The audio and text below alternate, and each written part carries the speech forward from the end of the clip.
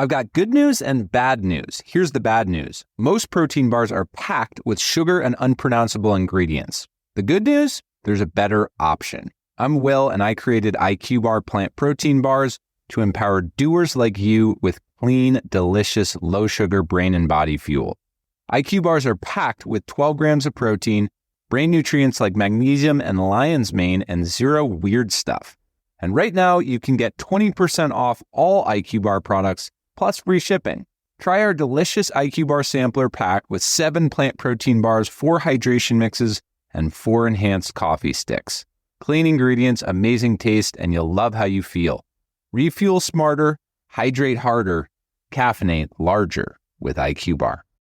Go to eatiqbar.com and enter code BAR20 to get 20% off all IQ Bar products plus free shipping. Again, go to eatiqbar.com and enter code BAR20. The following is brought to you by the Social Suplex Podcast Network. This is All Things Elite.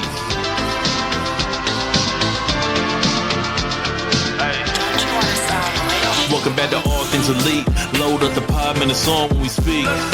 Rich right here, let me warm it up for Austin and Floyd. Couldn't be no one but the boys. When it come to All Things Elite from the fan perspective, swear man, it ain't no question. Hear from them first. Swear man, they putting in the work. No, they had to get me for the verse. Social Suplex Network zone. I was at a time in your headphones. Austin and Floyd on the microphone. Backing out on the ring, getting in the zone.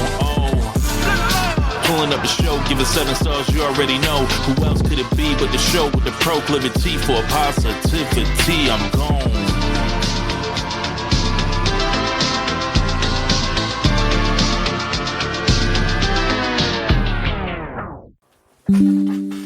Go.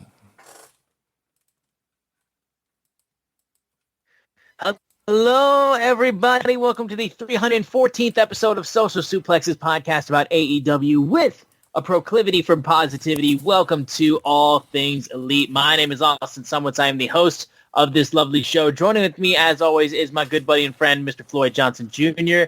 My man, how are you doing? I am doing well. We have been gone way longer than I expected. I do apologize for that. The reason being, Austin, Stone Cold Austin over there, he has been covering the NCAA tournament. I won't say accidentally, but it was on purpose, but without thinking about the big picture, somehow signed up for 3 vacations 3 weeks in a row. I want to say this to wrestlers, to anyone that loves wrestling, and you'd be like, oh man, I'd love to travel that much. Do it first. God, no, let me tell you, this weekend I'm at home. I am so happy to be home. Like, I'm at home working. I'm not like home, like sitting, relaxing in a hot tub. No, I'm at home working. But I'm so like the idea of getting up, going to the airport, checking in, blah, blah, blah, getting on the flight, delays, all that kind of stuff, until you kind of experience it. And again, I want to make sure it's clear. I just put my toe in the water of it. It's just 3 weeks. Yep. I'm not talking about people that have been doing this for 20, 30 years, 10 years, 2 years. I did it for 3 weeks. And I realized I'm not about that life. Not even a little bit. It's a lot. Like I said, I mean, like we drove 4.5 hours to Chicago for everything like that. And that's still like, it takes you out, man. Let me tell you, this weekend I went to last weekend I went to Indianapolis for Square Circle Expo, and I'm going to talk about my experience that weekend, but I'm going to do it at the end of the show so we can get the show out the way. But I'm just talking about the travel part. I left on Thursday, and I was supposed to get in at 8:20. I went to Chicago. Apparently there was wind and rain in Chicago. I ended up spending 6 hours in Chicago. My flight got delayed 6 hours, and I ended up getting into Indianapolis Friday morning, roughly 2 a.m. Shout out to my boy Tyler. He was very flexible in getting me a ride there. Honestly, if I knew I was going to get there that late, I honestly would have just booked a hotel near the airport until the morning or whatever. But it was just like 6 hours then. On the way back, I just take the early morning flight out, and then I take the early morning flight out, and then get to Chicago. There's some kind of equipment indicator light error. So I spend an extra 4 hours in there. So I spend 10 additional hours, not including the layovers and stuff, in the Chicago airport. That is a drop in the bucket of what wrestlers have had to deal with. Oh, absolutely. I saw Amanda Huber. I think she spent like 12 hours in Charlotte or something like that. And I'm trying to use that was just the first name that popped up. And I've seen people spend days, get stuck in airports for days. People rent cars and then drive because it's quicker. Dude, Indianapolis, I spent 6 hours in Chicago. Indianapolis is only 4 hours away. Mm-hmm. I literally could have just driven to the city in the time I was sitting in the airport. But I don't know if anyone knows this, one-way fees on travel. So I say all this not to, do a travel blog or anything. Like I said, I'll talk about the actual trip at the end of the show. But to say, when wrestlers talk about what they don't want to do, I once was talking to Cash in the airport. The dude said, I would wrestle every day if I could. I love wrestling. I'd wrestle every day, 365 days a year if I could. The thing he hates about it is the travel. And then it doesn't even remotely surprise me. Yeah, my boy Grillo, who's the driver for AEW, and he loves it. He loves his job. He wrestles on the weekends. The thing he hates about it is the travel. And after 3 weeks, like I said, little taste of just always you get home and then it's like you only a few days and then you go right back out. I just got that little taste of it. And I want to understand that I'm just saying a little taste of it. And I fucking hated it. And I was like, dude, it's so funny. Sometimes they say unanswered prayers are a blessing. Yes, I don't want to live that life ever. I like my house too much. I like my dog too much. I like my wife too much. Yeah. And I like my bed that has been slept on and molded to my body. You know what I mean? As opposed to sometimes you'll get a hotel with a really hard bed. Sometimes you'll get a hotel with a really soft bed. And, your body knows that it's not where it's normally at. So it was interesting. But yeah, shout out to Tyler. He was very patient. Had with no reason to be. It was like, he could have been like, dude, it's almost 2:00 in the morning. I'm going to need you to go ahead and book a hotel. And I wouldn't even got mad because it was such a delay. But no, this has been, it was a great 3 weeks. I'm glad I did it, even though if you said, hey, Floyd, would you do it again? I'd be like, no, you're insane. Speaking of Grillo, I got to see him wrestle in the second week in Rome, Georgia, the home of Arn Anderson. Beautiful town. Rome, Georgia. I got Harley 2 weeks in a row. I knew you were going to be jealous of that. I got to see Harley Cameron too. She was at the show in Rome, and then she was there. So I had a really great time over the 3 weeks. Some shit has went down, like as far as life in the 3 weeks, but thank you for all of you that hung with us. Like I said, I will do better when stuff like this happens to let you know that we're not going to do a show, because I really do want you to be able to expect a show every Friday, Saturday, depending on when we can get together. I mean, Austin, like I said, Austin's busy. So when he's covering basketball or something, you might get a few more solo shows from me. That's what I wish I did. Like last week when I got to Indy, I was sitting there for a few hours and I was like, I didn't bring my headset or whatever. I was like, I should have brought my headset to record a show, and I didn't. But a great thing is we kind of had the show right after Revolution was kind of, it was a filler show. It was a filler show. Proclivity of positivity. And, so we'll get into that when we're doing the catch up. But thank you all for hanging with us.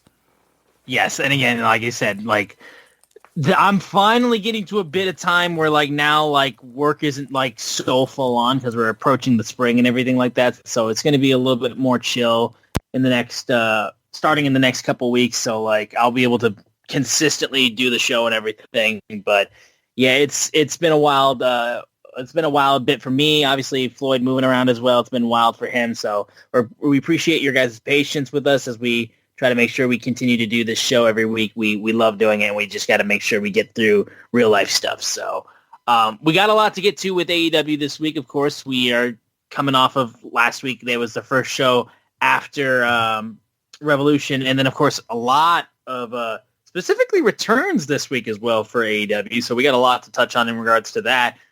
Before we get into everything, though, we want you guys to continue to support this show.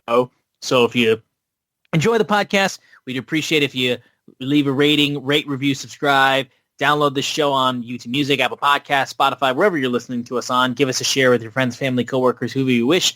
And you can also follow us on Twitter. We are at ATElitePod. You can also follow at Social Suplex. They're the guys that make this show possible, and they have a bunch of other great podcasts on their network you should 100% check out. I am at Austin Sumowicz, SZUMOWICZ. Floyd is at Floyd Johnson Jr. on Twitter, and also make sure you guys sign up for the Social Suplex newsletter. Link is in the description of the show. In terms of news of the week, it's an easy one. It's what led off this week's episode of Dynamite, and we can just get right to that specifically because outside of our little catch-up before we get into that, the show opens up on Dynamite from Winnipeg, and Tony Schiavone's in the ring talking about the contract signing that's about to take place between MJF and Kenny Omega for AEW Dynasty. Pyro keeps going off on the entrance ramp repeatedly as Schiavone tries to, apologies, technical difficulties. Pyro goes off again, and it gets louder and bigger and more bombastic. And then Judas plays. And Chris Jericho returns to AEW. Last time we saw him was last year in April. And he shows up. They start singing Judas. He says, Winnipeg, AEW, I'm home. And then he walks to the back before we get to the actual contract signing for MJF and Kenny Omega. So, Floyd, Chris Jericho, he is back in AEW. The persistent WWE rumors, not the case, and he is still all elite. He is in AEW once again. He's back, made his return to his hometown. Your thoughts? Welcome back, Chris Jericho. I have been a big proponent. When the music hits, I was like, oh my God, Jericho's back. I posted it on Twitter. I'm excited for him to be back because there was a role Sting had that he went away, just legend. And honestly, I can see Chris Jericho playing a lot of roles. And before I get to that, just happy to get back. If he would have went to WWE, I would have been happy for him. I know that's not a take you expect from an AEW podcast, but Chris Jericho set I think he trademarked something this week. The cornerstone or something. What was it that he trademarked this week? Was it the cornerstone? Something, yeah. It was, here, I'll actually get that real quick while you talk. Yeah, so... Yeah, Cornerstone on March 25th. Okay, so, yes, and that's exactly what he is. It was. I remember thinking, I was like, oh, that's the perfect name because that's what he is. He is the cornerstone of what AEW is. He was the name that got us, from what I understand, got AEW TV, the Turner networks. They needed a name. The Elite were amazing inside the wrestling circle. The wrestling fans, they were the Beatles of professional wrestling. But as far as on the national level, if you asked your mom who the Elite were, they wouldn't have known. She wouldn't have known. But if you asked her who Chris Jericho was, wouldn't have known. I've talked about it on this show. I was at Walmart when AEW first started, and it was like, oh, and I'm wearing an AEW shirt, and the guy's like, oh, AEW, you watch that? He's like, that's Chris Jericho's show. And that's how it was referred to the larger, you hate the term, but there's no other better term to use, casual fan. It was Chris Jericho's show. Before it became Cody's show, before it became Cody versus Triple H, it was Chris Jericho versus the WWE or Chris Jericho versus Vince. So what he did was help get the team. He gave AEW credibility. Him, Jim Ross, some of the names at the beginning gave AEW credibility. So because of that, he has my undying loyalty. Chris Jericho has never been in the top 5 favorite wrestlers ever. He probably has never been in the top 10, even when WWE at the height of his popularity. Honestly, never was a really big Chris Jericho fan. I became a Jericho fan, his match with Kenny in New Japan, all the stuff he did with AEW with the Inner Circle. That's when I started really, really liking Chris Jericho. I'm talking strictly on performance. Him as a person, I'm going to tell everybody, just like I kind of separate the art for the most part in the wrestling. Whatever you may think he is, whoever you may think he is, all I know is when I listen to his podcast, that man loves wrestling and he loves TV and he loves movies. I'm like, in that way, we're very similar people. So I have always liked him personally, like as a personality, but his wrestling never really did a lot for me. So that being said, moving past that is, I'm really happy he's back. I don't know what they're going to do with him. My friend Dave asked me, how does he fit in AEW? And I was like, I don't know. I was like they could do the thing where he just does a bunch of big matches and works with some people. They could put him in another group. There's so many things that he can do with it. Like tonight, I was sitting there waiting for Austin to get off and do this show, and I took a little nap, but then I thought about it. I was like, man, you know what? And I was like, I doubt this is where they're going. But I was like, man, he could start a rival faction to Don Callis. He could play a wrestling version of Don Callis, like a player coach version of Don Callis, like kind of what they're doing with Christopher Daniels, but, with guys that win. That kind of thing. Like sure. he could build his own Jericho army as the cornerstone, or he could just be a legend that just wrestles people. The thing is, Chris Jericho, the name, whether you like it or not, still carries weight. At this point in time, because I remember I said Ronda Rousey, more people know Ronda Rousey exists than know AEW exists. Yep. I don't know if I think it's definitely a lot closer than before, but I still believe a lot more than people know Chris Jericho exists than AEW exists. And the reason I say that is a recent trip I was on the plane and someone's like, why were you in Indianapolis? And I was like, a professional wrestling convention. Oh, she's like, I saw your shoes that say AEW. I've never heard of them. And I was like, yeah, they're WWE. They're just kind of the other promotion from WWE. It's the one I prefer. And she talked to her, and she's like, yeah, I heard. She's like, I don't watch wrestling anymore. But I heard did Ronda Rousey show up there? That's all she knew about AEW. Yep. I'm on a plane. The lady next to me, that's all she knew about AEW is that Ronda Rousey might have been on the show. That's it. Yeah. And it's just like, so when you have names like Chris Jericho, Ronda, the people that have crossed over. Chris Jericho wasn't in the Attitude Era, but he was in the WCW side. So at the height of wrestling popularity, Chris Jericho was around. I'm not going to, right. He beat The Rock and Austin in the same night.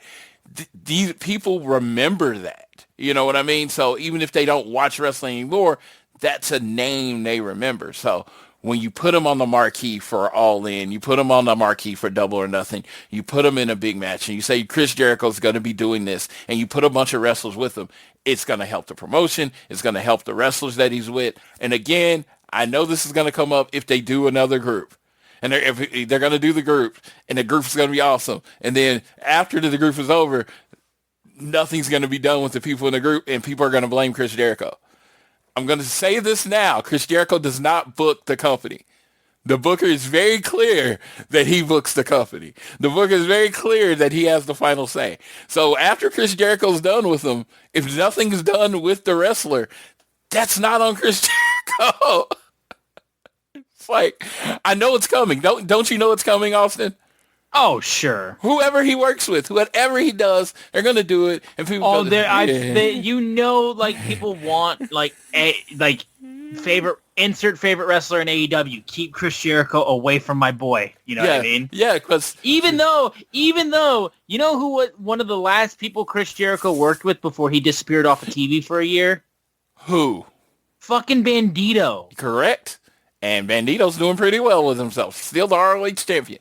He's doing pretty well in life. So no, Bandito for a lot of people was some of the people's wrestler of the year. Yeah, and that's why I'm getting ahead of it. It's like Chris Jericho's going to come back, and I always get the saying wrong, but our boy Rich Latta says never count out Chris Jericho. Never count out Chris Jericho, and he's right. And it was like, people thought he was going to be in WWE. They thought he was going to be in the box. They was going to be that. And they would always ask me. And I was like, man, until his name's off the roster. Off the thing. Yep, I'm going to. My mindset too. I'm going to get it. But it was never a personal thing to me. Because for me, I even said this. I prefer AEW. I don't hate WWE. I don't. I know if that's what you listen to this show for, I don't do it for you. Because I don't hate WWE. I think it's sometimes mind-numbingly mid at times, but I mean, I still watch every show. Austin keeps up. You would probably watch every show if you didn't work as much as you do, right? Oh, I mean, like if I was still in college or whatever, I'd be watching everything. You know? Yeah, I work 1 foot away from my TV. So while I'm working, wrestling's always on. So right. I say that to be like, yeah, we're not the I love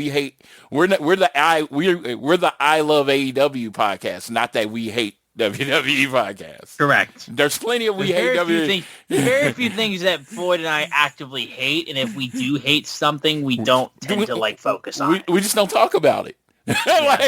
like whenever I go off on something bad, I get a lot of people like, are you okay? And I'm like, yeah, I'm okay. I mean, but stuff annoys me sometimes, just like anybody else. Yeah. But no, absolutely. Chris Jericho, welcome back. Welcome home. I'm glad he called it home. Not just Winnipeg. Now, I will say this about his welcome. I listened back to it because people said the crowd was mid. It really was. I think the crowd in general for the whole night was mid. Yeah.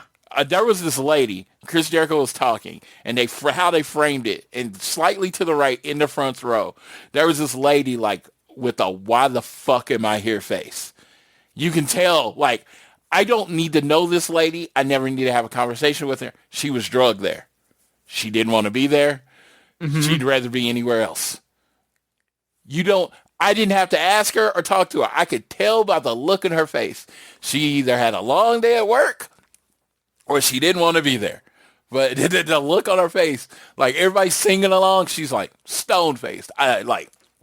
So, and I was just it just seemed like it was the crowd. And I know with AEW fans, the crowd is just like WWE, the crowd is a character. Whether you want it to be or not, the crowd is a character in the show. The crowd can make something great seem greater, and it can make something great seem less than great. And with this one, I thought it was, depending on, I think, what color glasses that you have on for Chris Jericho. Do you have on the Chris Jericho rose-colored glasses, or you got the Chris Jericho, cloudy glasses on? You got what you want out of it. I heard people say, well, no one cared that he came back. And then you have people that's like, oh, my God, it was the pop of the night. I saw both of those within seconds of his thing. And I just thought it was okay. It didn't seem like they knew the words to Judas. Which was weird. Well, I mean, to be fair, we have not heard Judas in an AEW show in years. That is correct. He's had the "I'm the learning tree" song. Yeah, and then I had a friend jump to the conclusion that because he came out to Judas, that he was a face, and I was like, "Whoa, let me pause you here." Exactly. No, he came out to fucking Winnipeg. Yes, he came out to Judas for the pop. Yes. And he didn't say anything other than I'm home. I have no idea what kind of character he's going to be. It's all going to be what decides of it. I mean, dude, I'm hearing people already be like, is he not called Chris Jericho? Because they only referred to him on TV as Jericho. So, we are so early in this shit that we don't know anything. Yeah, his shirts that came out on Shop AEW. They only say Jericho. There's nothing about Chris. Yeah, so it's just chill out. I did have a joke. Well, I thought it was funny. Honestly, didn't get much reaction because of two of the other people that come out to the show later in the night. I was like, AEW, where old ass Canadians wrestle. But I was like, good Lord. No, I will say, like, because I will say I understand the upset people have with Jericho. A lot of people were ready to just throw him in a box and then just send him to WWE and be like, I never want to see you again. I was not. I still think Jericho, considering his career and the trajectory of him, I mean, like, he's not one of my favorites, but I'd be lying if I said that he wasn't one of the top wrestlers in the industry and is a first ballot Hall of Famer, is a guy who has reinvented himself time after time after time again. And it's just sort of a thing that, like, you're always going to be defined on your most recent work in wrestling, it feels like, until you retire. Like, it's just how it is.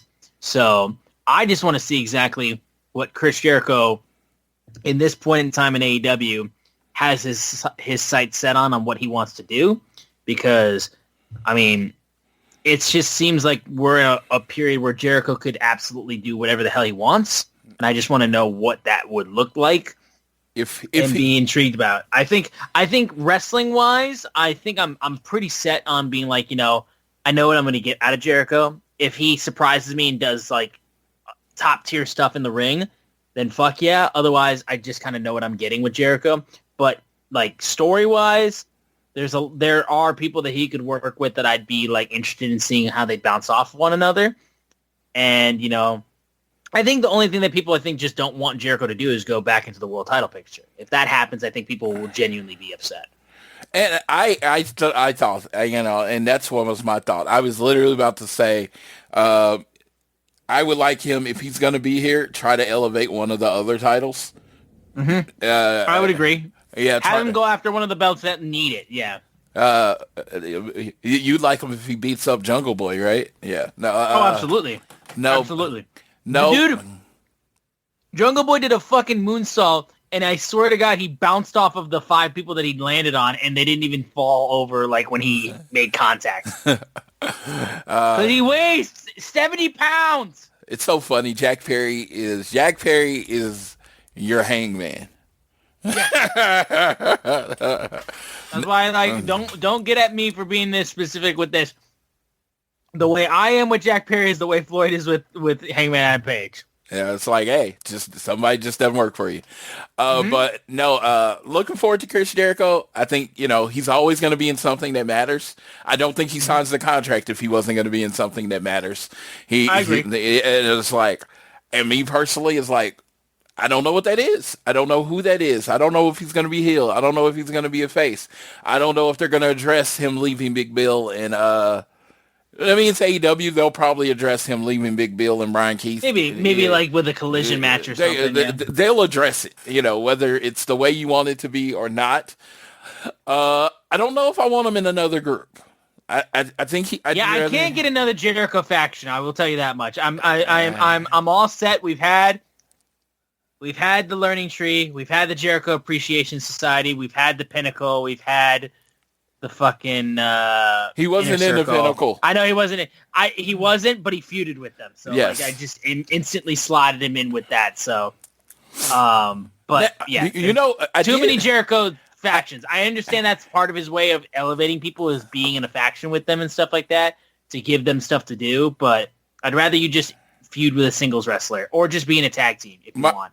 You know, I had this thought, and this just can't hit into me. A good feud with Swerve, I think, could do something. Sure. Because Swerve's in this position where he's kind of just, you know, he's not in, you know, he kind of lost out of the title picture for now. A nice feud with Swerve would do something for him if he wanted to. Or if you wanted to add back to the tag team division, you could always reunite Les Sex Gods. Les Sex Gods. Now that's one of those people. I don't know where everybody is on Sammy. Sammy, just like Jericho, placed in my heart, he can do no wrong. Because, you know, I remember when he got in trouble for the Mercedes thing, and it was like, well, didn't he already get in trouble for saying these things? And then they came back, and then he had the stuff with TNA, and then I think it was with either Eddie Kingston or Andrade, and he had, he was growing up. He was maturing a lot. And it's just like, I feel like he's been kind of held back because of those infractions, but he's married, he has a kid now. I think he's mature. I think he's still an entertaining wrestler. And I just think because he was involved in the fabric of AEW, that you could bring Sammy back and put him on and get him more time. And I think Jericho could help ROH if he wants to. Sure. Not necessarily fighting Bandito, but he could help in a lot of ways. That's the whole thing about Chris Jericho. Just putting Chris Jericho's name on something is going to elevate it a little bit. And I know there's some fans that don't like Chris Jericho. I'm not going to pretend it, but I'm also not going to pretend I'm one of those people because, I love the guy. I think he's amazing. So there you go. Yeah. And then I just feel like that I would much rather have a wrestler with the pedigree of Chris Jericho than not if he's going to put out content stuff. Now, obviously, this is all predicated on what he does, and he will be judged accordingly for how he performs and what he's in, and how it conveys to the audience. But yeah, either way, I am intrigued and want to see what happens with Chris Jericho and AEW, and I think that is better than just being completely indifferent to Chris Jericho being in AEW. And as he does after he takes a break, he did come back in amazing shape. So there you go. That dude, I always, if people be like, when I'm his age, I hope he looks like that. I wish I looked like that now. I'm 10 years younger than him. Dude, I ate so many carbs in goddamn Chicago, I got to run them all off in the next 3 weeks. Yes. So it's terrible. We go in now to the AEW World Championship contract signing between Kenny Omega and MJF.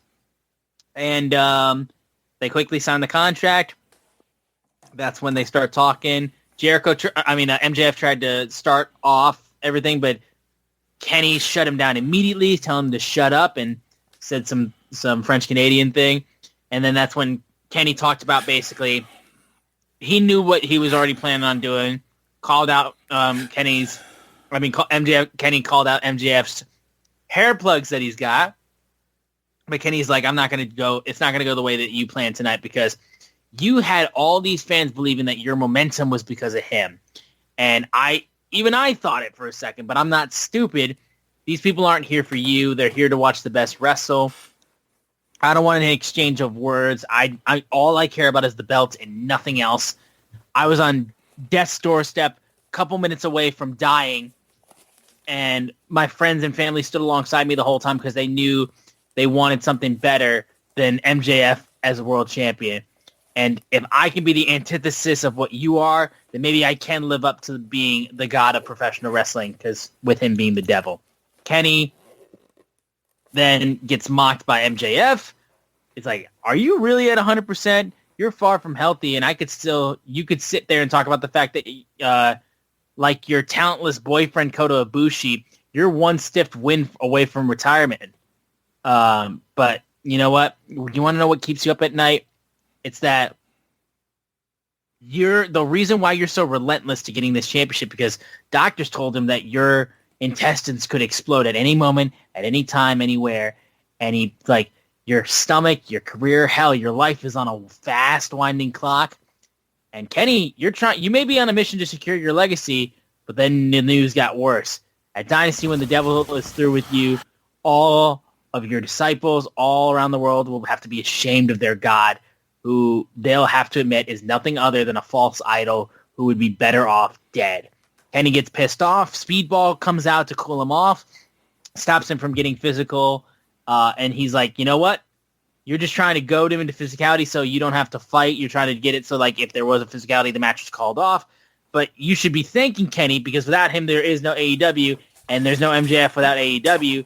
And so then he immediately wants to challenge his ego and arrogance, and Speedball challenged him to a fight, and Kenny said, I spoke to your doctors too, and while I'm missing about 24 inches of my intestines, I'd much rather be missing that than your balls. Yeah, that was a good one.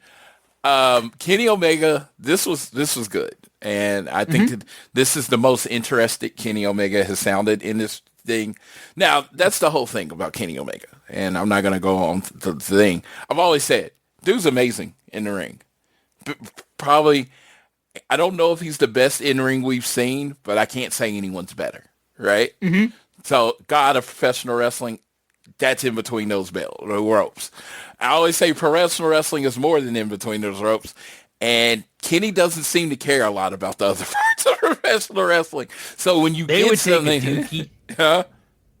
I just remember when Kenny did the promo when he was like, they would take a dookie on the floor talking about his pets. Yes. And promos he likes doing sometimes, but he doesn't really take them too seriously. So when he cares, like he did in this promo, or at least it came off that he cares, it seems different. And there's a different type of energy. And I was like, okay, Challenger of the Month. MJF's just going to beat him, right? And now I'm like, after this, and I saw that caring in it, and then the whole thing of God versus the devil, right? Yes. They're doing the wrestling God versus the devil MJF. I'm of the opinion, and maybe my faith gets a little in the way, that anytime you do a God versus the devil storyline, one side has to win.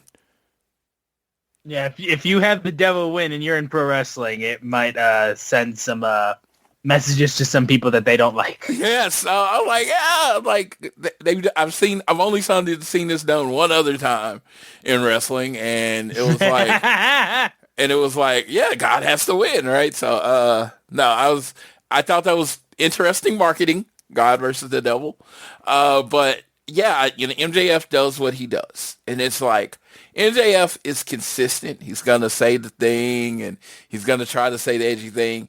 Now, the edgy thing works when the crowd is into it, and when the crowd is full of people that are really know what you're talking about, right? Mm-hmm. This Winnipeg crowd was not that crowd.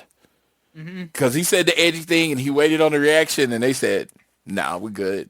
This hot dog is too good right now. I was going to say, was the concessions at the arena that strong? Because, man, they were paying attention to something else. Yes, and then Kenny Omega, from Canada, you think he's going to get the Canadian pop? They were kind of like, I'm not saying anything was bad. It was just the energy was off the whole night. And as I grew up.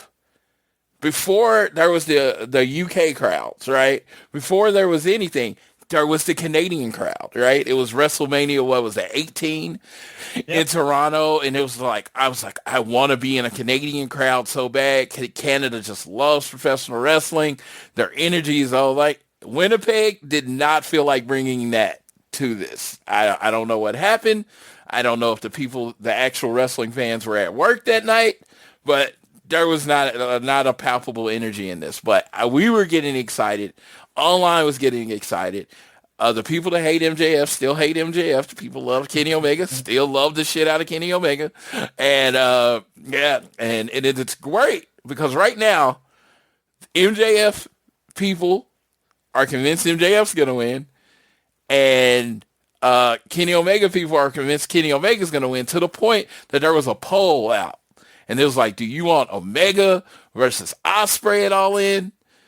Or do you want MJF versus Ospreay at All In? And it was like 98% to 2. Omega and Ospreay. It wasn't close, Omega and Ospreay. And it's just like, me personally, of course, I think MJF's on he's only 30. Because I would like to say this is his definitive title run, but he's so young. And his first run, he held the belt a year. So maybe it's not his definitive title run. Maybe it's just a title run to get to something else. I don't know. But that being said, they have the fan base guessing. And this is what you want in wrestling. I'm not going to say this every time, but this is why I always prefer a heel as champion, because it's such a good base for a show. Yeah, it's just a heel as champion. And like I said, when people are like, oh, I remember, the whole you're being edgy thing. It's not edgy. I just think the story is better when the heel's champion and there's a face chasing. I grew up on Crockett. I grew up on Dusty booking. Flair was the champion like 80% of the time. Then Rugged Ronnie Garvin would pull out a win, hold the belt for 3 months, and then give it back to Flair. That's what I grew up on. So I do like that base. I don't want exactly that. That would be stupid. But like somebody like Omega, somebody like Ospreay, I think could be dynamic enough to hold the title for a long time without the fans hating them. So, but MJF doesn't care if you hate him. So that's why exactly. That's why it works better when he's the champion. So no, I'm really excited about this match. I think it's one of those other times because every time MJF is in the ring with a Kenny Omega or Will Ospreay and all that stuff, they get 15, 20 minutes in the match, and then you start seeing the post on Twitter.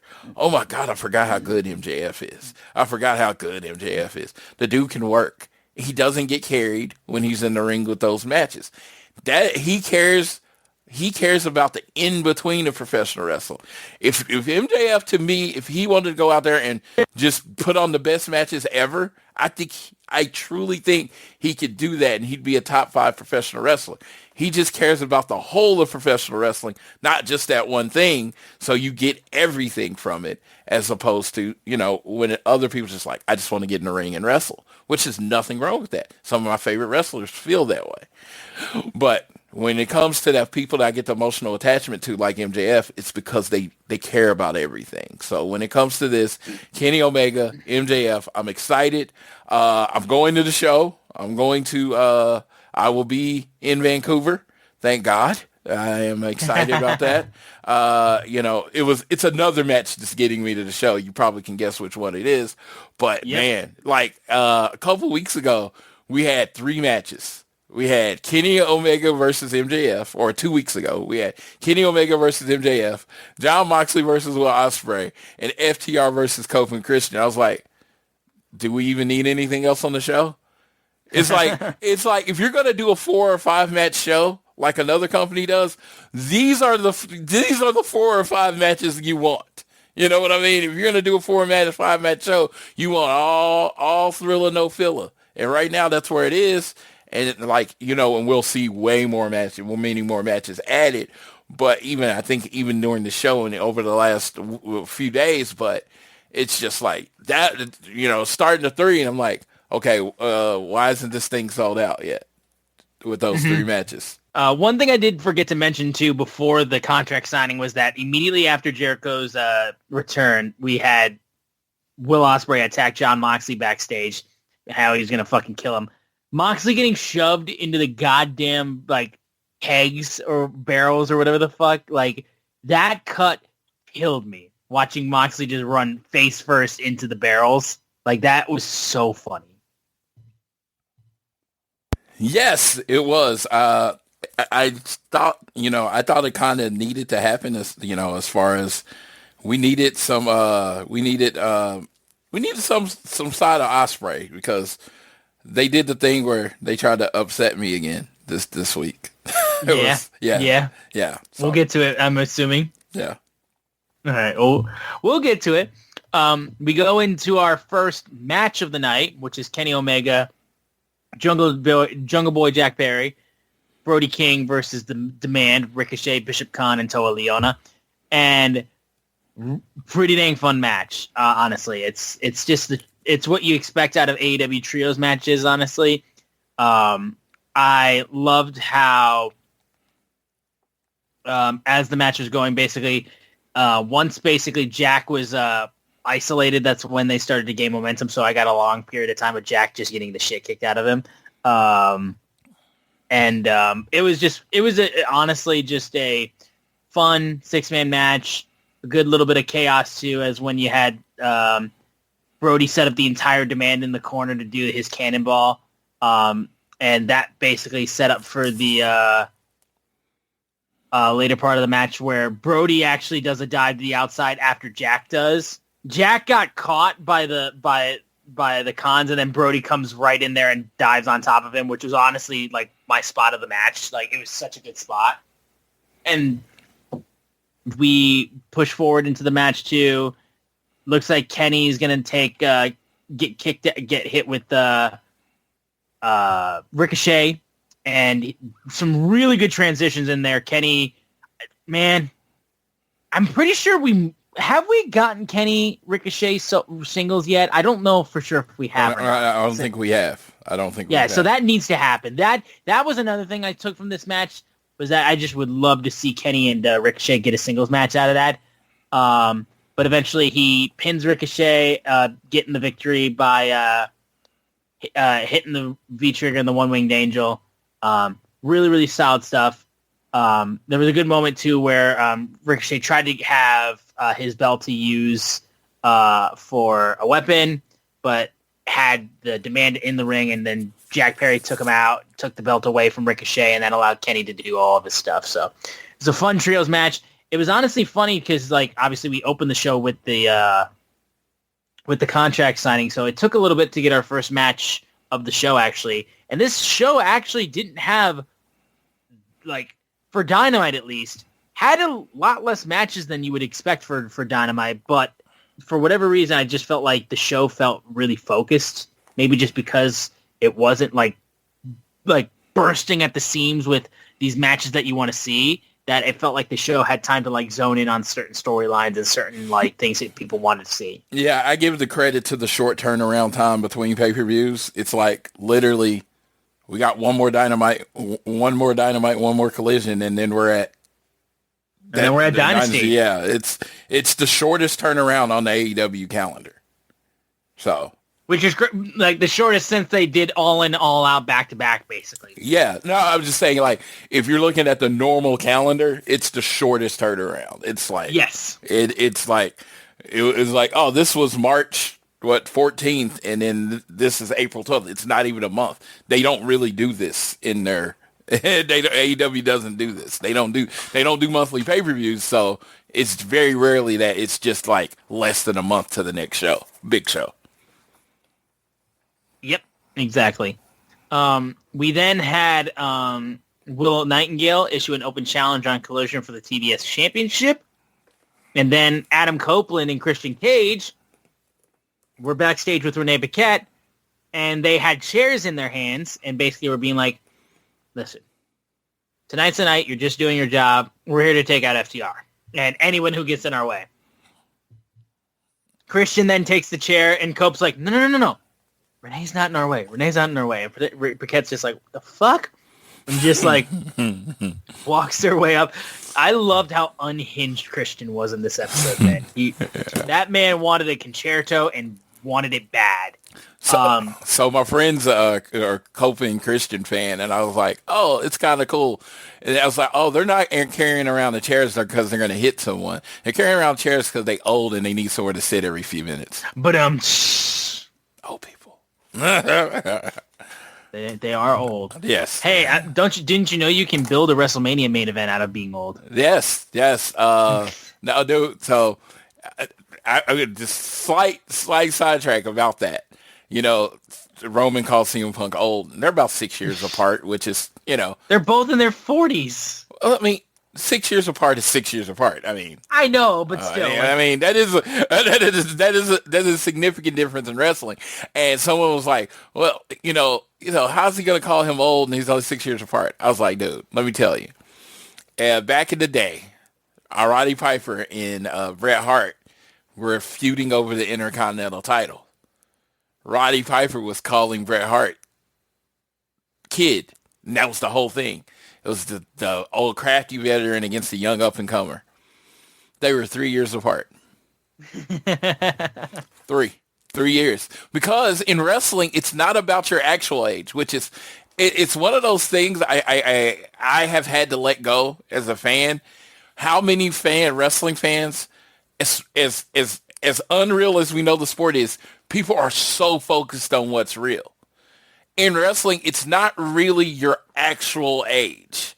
It's your television age, right? And CM Punk's been on television significantly longer than Roman Reigns, right? Because CM Punk's been doing this. Yeah, CM Punk's been doing this forever. So yes, CM Punk is the old guy on Roman, not based on regular age, but like on their TV age. And which is why it makes sense when he calls him his young boy. Correct. Like, that makes sense. Yeah. But again, so he calls him old. So it's like, you got to think about it in wrestling. It's how long have you been featured? How long have you been prominent on the TV as a foe? And CM Punk's reign, even though with the 10 years off, he was still that longer than them. He was still considered the veteran when Roman was breaking in. So it's like I said, it's so funny how obsessed people get with what's real in wrestling when we all know what we're watching is a scripted television show.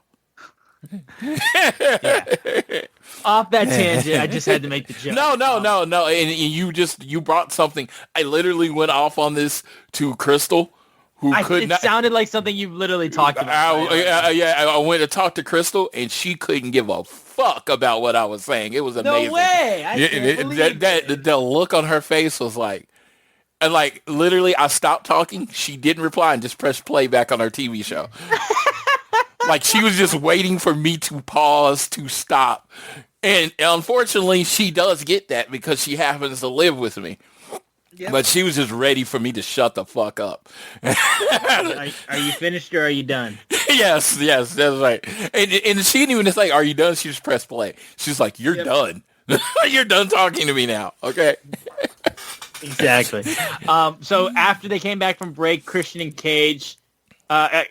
Cope had thought they found FTR's locker room, but they weren't there. Instead, they found Trent and Rocky Romero, and they're like, hey, they're not here. They're going to be on Collision tomorrow. So they're like, I guess we're going to be here for Collision tomorrow. And that's when Trent and Rocky were in their way. So they took chairs and made sure FTR got the message. And this extra pissed off Christian and Cope because, Thursdays is the night they sleep in because they're old. They lost a whole night of sleep. They had to go to bed at like 2 in the morning. It's like, what is going on? It's like there's still a 2 a.m. They forgot it existed. Yeah.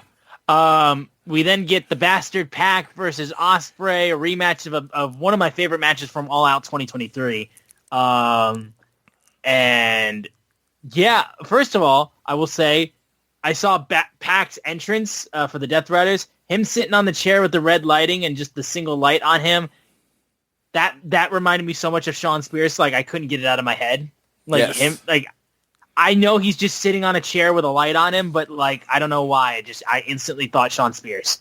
Because Sean Spears had the dopest lower mid card entrance in history. It was so fucking. His entrance was so much better than how he was presented as a wrestler. I know.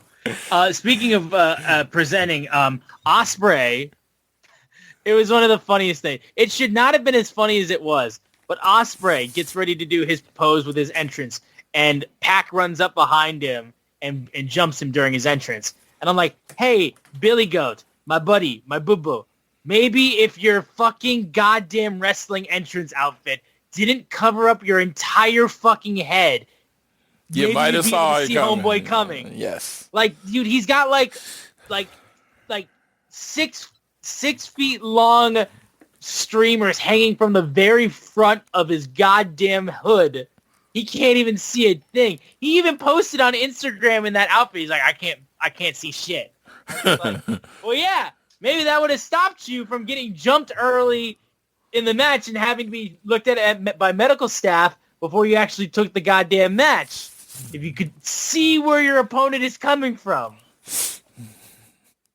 I was just like, the assassin. Oh my God. I thought you think assassins from Assassin's Creed will at least need to be able to see, Just a little bit, But this match was really good. I still obviously, with this being a rematch, I obviously was thinking about their original match they had at All Out 2023, which again, that match was so fucking good.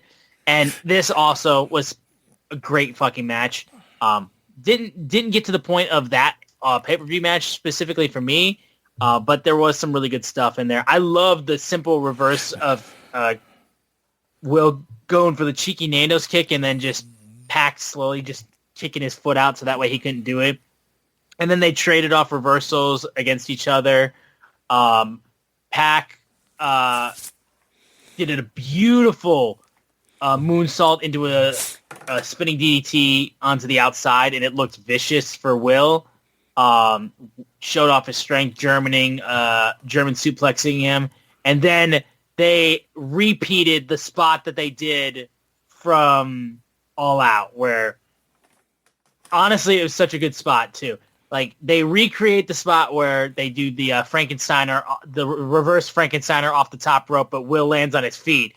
And instead of getting hit immediately by the hitting blade like he did it All Out, he hit the Frankensteiner immediately on him again, just showing off his agility just to be able to get out of it. He had the brutalizer locked in. It looked like he had it, but that's when Will was able to get to the ropes. He pushed his foot off. He moved himself off the ropes and did a nice little reversal into a roll-up and steals a win against Pac. And then we had a Death Rider's appearance afterwards. I liked how this match had callbacks into that previous match from All Out. I liked how there was, again, both these guys are so fucking good. Like, I could watch them wrestle every single day of the week, and I'd never get tired of it. They're so good together. You know, just a nice little bit to continue the Death Rider stuff. You know what the hilarious part is? This felt like them at about, 60%, maybe? Oh, yeah, like I said, it was 60. There were callbacks to that match from the paper from All Out 23, but at the same time, I'm like, I saw All Out 23. You guys are holding at least, say, you're holding cards to your chest, they're holding at least, 4 out of, a total of 6 that they could play right now. They're not even to a level that I know, y'all are holding back. I know you're holding back. And it was hilarious because I saw people talking about how great this match was, and I was like, it was a really good match. It's just, they were holding back, and then of course Will was playing up the injury, so yep. It's like, now I got to tell you, got to jump beforehand, obviously, so that was another thing too. Yeah, I'm gonna steal this from James Boyd. Okay, if this motherfucker is still that hurt, his neck is still that jacked up, how'd he get cleared? Exactly. Why did the doctor let him do that? When I get Will Ospreay in the ring, I want Will Ospreay in the ring. I want 100%. This is the best. Excuses. This is the best wrestler I've ever seen, Will Ospreay, in the ring. So, no, this match was great. I love the end and how it was a roll up. That's great. I'm all about roll ups. If they're not overdone, it's such a nice way to end a match. And I think it keeps, it's a way to quote unquote, and I'm going to use this term that I'm probably not using right because I'm not a wrestler. It's a quote unquote protect the opponent. It's like, oh, you just got caught, move on, and he just got caught by Pac. He didn't just beat Pac. He just got caught, that kind of thing. So, yep. And I thought this it only takes 3 seconds. So, I'm not going to go on this rant, but let's talk about what happened after the match. Because it almost inspired a rant. So after the match, he was beside himself. He attacked Ospreay. Pac attacked him after the match. He recovered, hit a hidden blade, but that's when Daniel Garcia and Wheeler Yuta come out. They want to continue to beat down. Claudio comes out with a chair. Moxley and Marina Shafir are just on the outside, just kind of lurking. Claudio looks like he's going to stomp his neck with the chair. He does try to do that, but then Moxley stops him, grabs a microphone, and says, he's okay. Look at the situation you found yourself in. 6 of us, 1 of you. How did you think this was going to go? And he's like, this could have been a really, really bad night for you, but instead, I got some advice. Next time, use your head or you might lose it permanently. This isn't personal. I just want to warn you, don't make it personal. So, Floyd, what was the almost rant that you had for this? Yeah, well, I've done it so many times on the show, I don't want to do it again. Good Lord. The last match he was in a tag match with Darby Allin, Kenny Omega, Hiroshi Tanahashi. And so I understand Hiroshi Tanahashi's retired. Kota Ibushi's leg almost got destroyed. But there's still Darby Allin and Kenny Omega. Where the fuck were they? Where are the friends? Where the fuck was Swerve Strickland? Where the fuck was Hangman Adam Page, who Will Ospreay threw himself out there to help him become world champion? Where was anybody to have Will Ospreay's back? I don't know how many people, how much crossover we have between people that listen to the show and the Boondocks. Well, there is a Boondocks episode called The Huey Freeman Christmas, and the Santa stalker gets Santa, and it's like nobody has Santa's back. That's fucked up with y'all. Nobody had Will Ospreay's back. Nobody. Y'all. The conglomerate. I mean, what is it? The conglomeration is just these group of baby faces that welcome anybody. They couldn't have their back. Skyflight couldn't have this man's black. This man just gets the shit beat out of him. I'm like, if I'm Will Ospreay, man, hey, I'm not coming out for anyone ever again. Even on the show, I was like, this ending, this whole thing led me to. I think there's only two conclusions. Will Ospreay is a dick and has no friends. Will Ospreay is a dick and has no friends. Or Will Ospreay friends are all dicks. It's one or the other.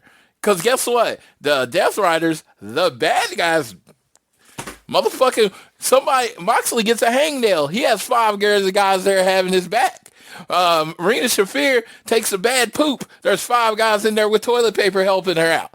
Whatever is going on, the bad guys seem to have each other's back, but the good guys don't. And I don't understand when you're writing a professional wrestling thing and you're going through all the art and stuff, why the good guys don't watch each other's back. Is it hubris? Do they like, yep, I'm going to take on all 6 of them? I mean, because that's idiotic. And I'm not even talking like just inside the wrestling kayfabe. It's stupid because you have 6 people that are trained to fight for a living. And you're like, I'm just going to take them all along. And he knows that Death Riders exist. So is he too stupid to look around and say, hey guys, they're probably going to jump me because you have my back?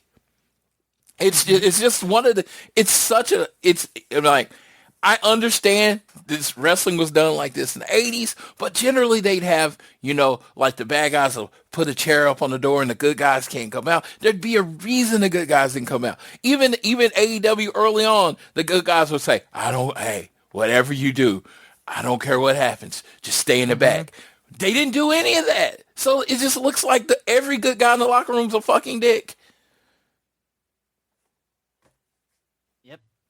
The continuing hatred of wrestlers and babyfaces specifically not having friends show up when they need. Yeah, it's such a dick thing. So like when Cody faces Roman and people come out and have his back, it's such this big Avengers moment. Why? Because good guys don't have each other's back for some reason. When Hangman goes against Moxley, it's like, oh man, this is one of the greatest moments in AEW history. Why? Because the good guys actually had the other good guys back once. Just one time. One time. Yeah. That's all I ask. Yes. I'm like, dude. I mean, like I said, I understand you got the whole Moxley thing. I understand what they set up. But man, good guys can come out and the bad guys can get better of them and you can still do it. It's like there is other ways. A little late. Maybe if they were a little late to get there. Yes. It's just do something to...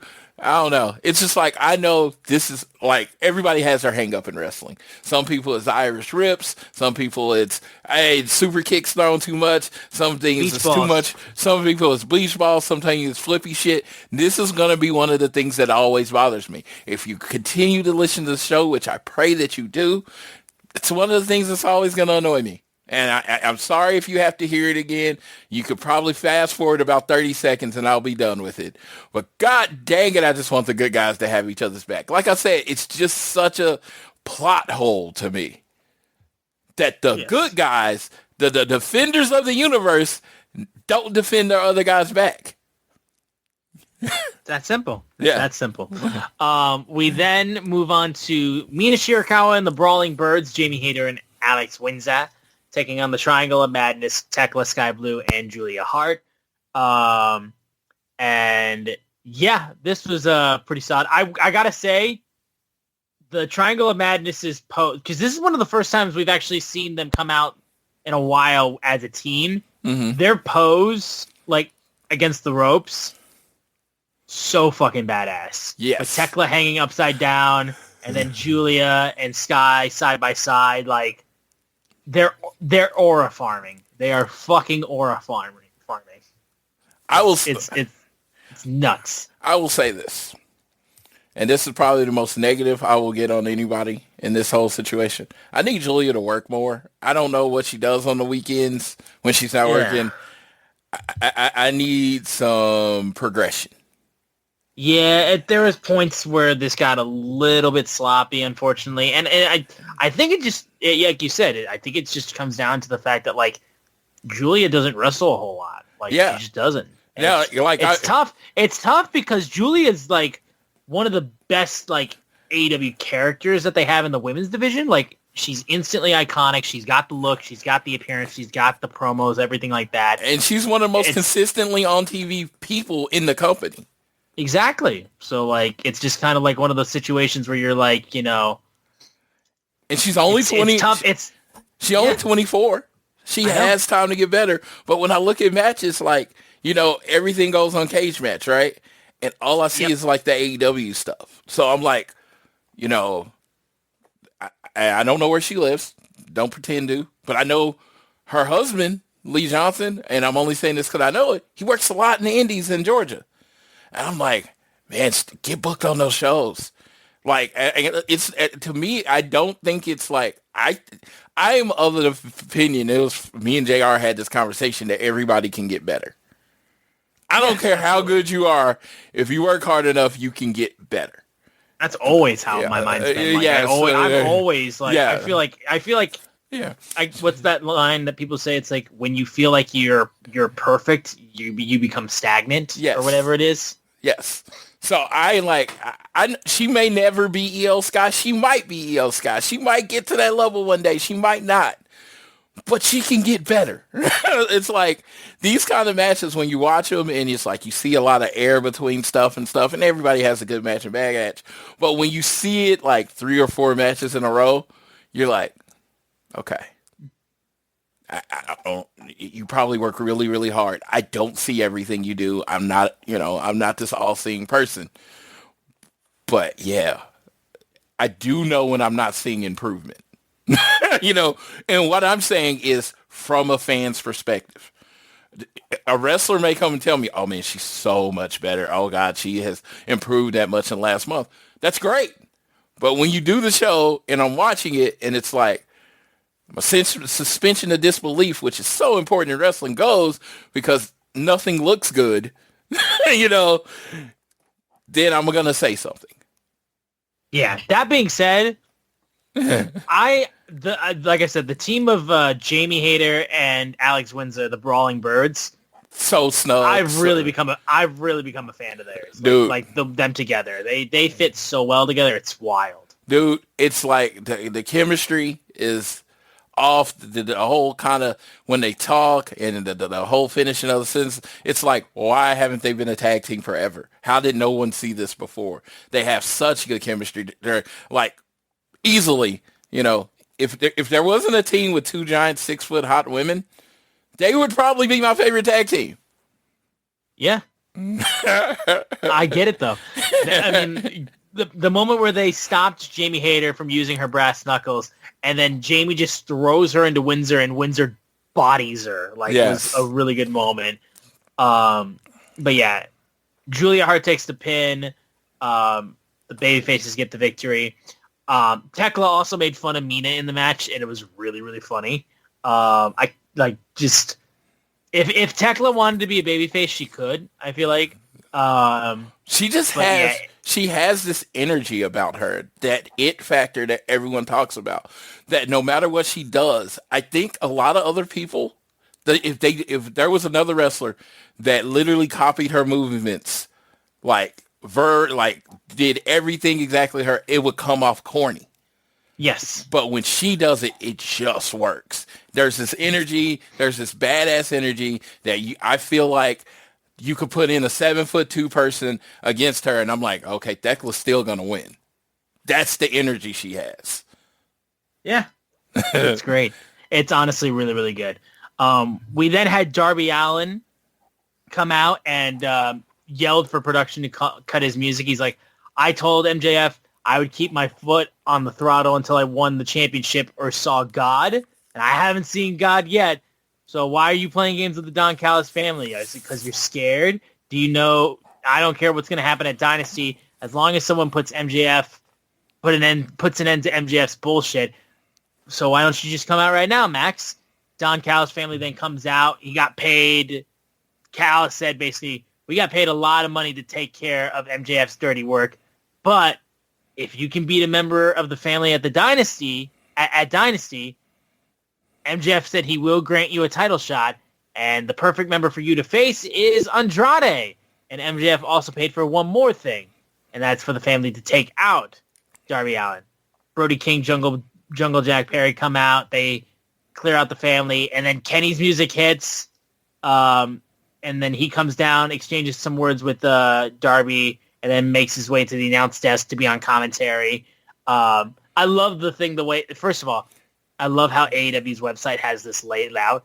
Darby Allin calls out MJF, then sees God, because he says, I'm either going to win the title or see God. You saw the God of pro wrestling. You didn't specify which God. So there you go. Creative. So yeah, Darby Andrade, two guys that I love how they work and all that kind of stuff. Should be a really fun match. Already on a stacked card. And right now it's just a wrestling match, which is, I want to see Darby in a few more just wrestling matches. Sure. And I mean, he's going to do a spot that looks like it fucking sucks. But either way, it's always going to be fun when he gets just basic singles matches and just has to work. So, we'll see how it goes. I know Darby's going to fucking blow it out the water. And Andrade is just he's just so locked in. It's wild. It's wild, how since he's come back, he's picked up right. I've got good news and bad news. Here's the bad news. Most protein bars are packed with sugar and unpronounceable ingredients. The good news? There's a better option. I'm Will, and I created IQ Bar plant protein bars to empower doers like you with clean, delicious, low-sugar brain and body fuel. IQ bars are packed with 12 grams of protein, brain nutrients like magnesium and lion's mane, and zero weird stuff. And right now, you can get 20% off all IQ Bar products, plus free shipping. Try our delicious IQ Bar sampler pack with 7 plant protein bars, 4 hydration mixes, and 4 enhanced coffee sticks. Clean ingredients, amazing taste, and you'll love how you feel. Refuel smarter, hydrate harder, caffeinate larger with IQ Bar. Go to eatiqbar.com and enter code BAR20 to get 20% off all IQ Bar products, plus free shipping. Again, go to eatiqbar.com and enter code BAR20. Where he left off in AEW before he left, I feel like he's just constantly putting out bangers. Yeah, and that's the thing about Andrade. Andrade is everyone knows he could do this. We saw NXT when he did his run as champion with Zelina and stuff, and we were just waiting for him to be presented like this again. And it's been amazing. And when he's locked in, he's just as good as anyone else in the world. I mean, yeah. And so this Darby versus him match, and I love the whole I don't work for MJF, and they're kind of, you're starting to see a little cracks in the Don Callis family, which is amazing. But because they have 20 members, right, they can lose a couple, and it's still whatever. It's still not dude, they're still top of the card when it comes to importance. It feels like. Yes, absolutely. So I think that's another awesome thing about them. But yeah, I'm looking forward to this match. And guess what? The baby faces had Darby Allin's back. So they can have Darby Allin's back. It's just possible. It's just fuck Will Ospreay. That's where we're at. That's I guess. I don't know. Yeah, I feel like that's the only conclusion I can come away with. It's so y'all just hate Will Ospreay. Maybe just a little bit. Ospreay, what did you do? I need to know. I don't know. We got to the main event now. It's Speedball Mike Bailey versus MJF, which was announced earlier in the night. And Another really good match. Max brought back the red, white, and blue gear as he came to Canada to wrestle Speedball. I especially love him wearing the red, white, and blue gear because there was a point where fucking the Winnipeg crowd, and one of their loudest moments of the night, that was in terms of it not being that loud, their loudest moment of the night, and the moment that we'll remember that crowd by, is them chanting "fuck the tariffs." Oh, yes. They don't like the tariffs.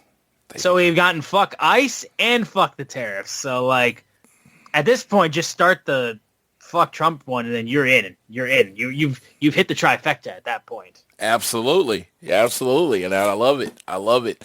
I just, like I said, I love the energy just of wrestling crowds, and that they can, you can get excited. You just got to find the right thing, and apparently that was the thing.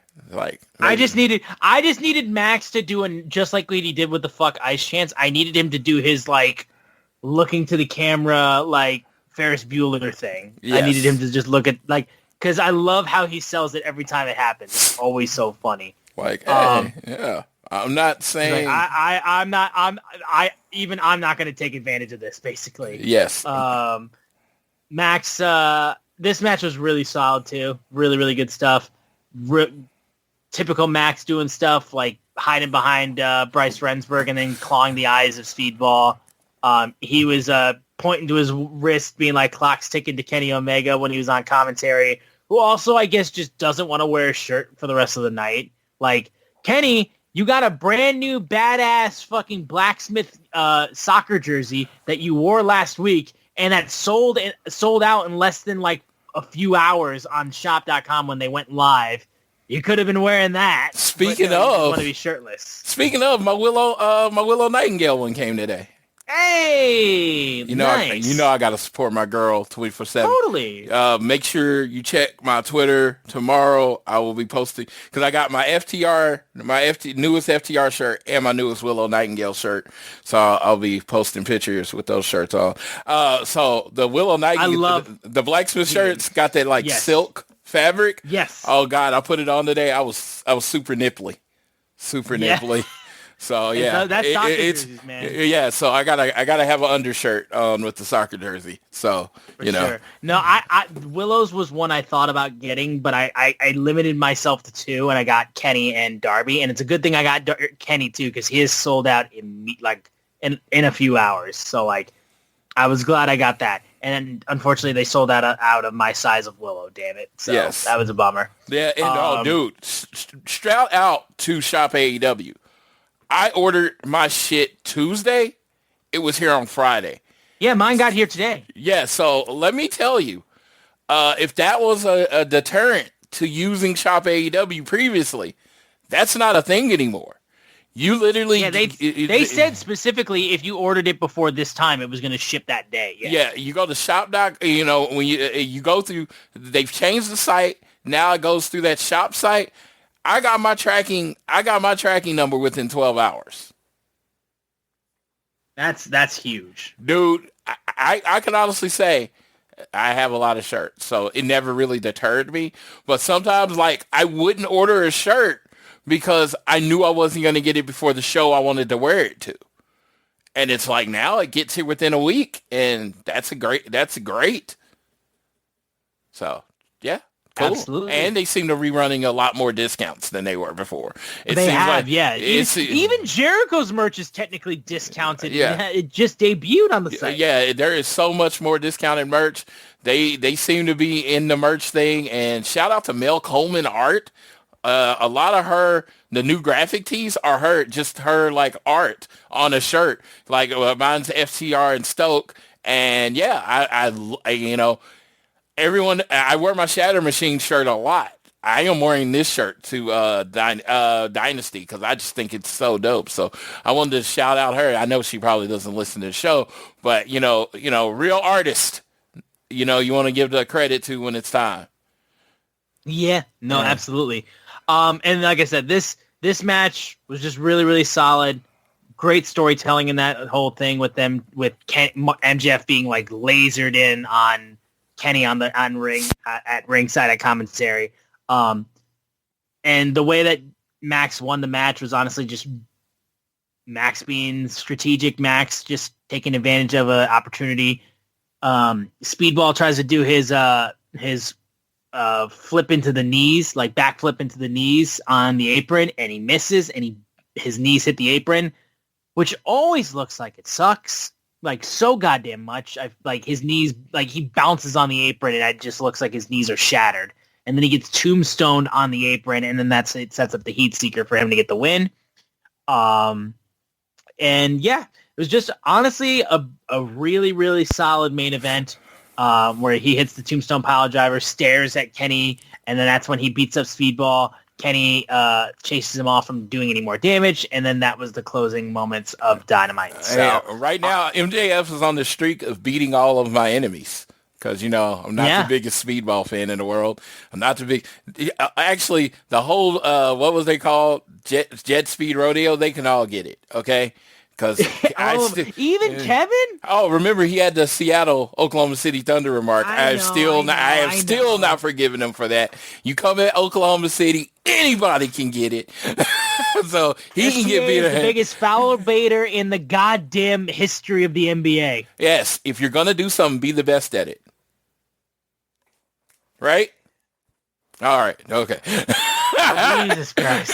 I mean, if it was easy, wouldn't everybody do it? That's the problem. A lot of people are fucking doing it. They're not doing it as well as SGA, or excuse me, MVP is what he'll be called soon. So back as I move on. No, but anyway, their whole group can get it. MJF taking them out one at a time, letting them know.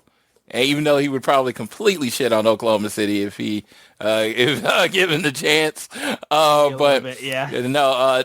thought this match was good. This is one of those things. I had somebody actually tag me on Twitter and says, has Speedball grown on you? I'm like, as a wrestler, absolutely.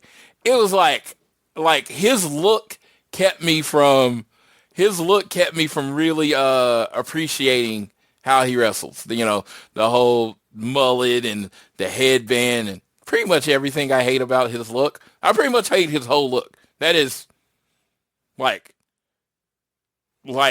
if he was like on the video game, I would just beat him up because of his look. So at Nostradamus Majin hit me up and he's like, "You a Speedball fan yet?"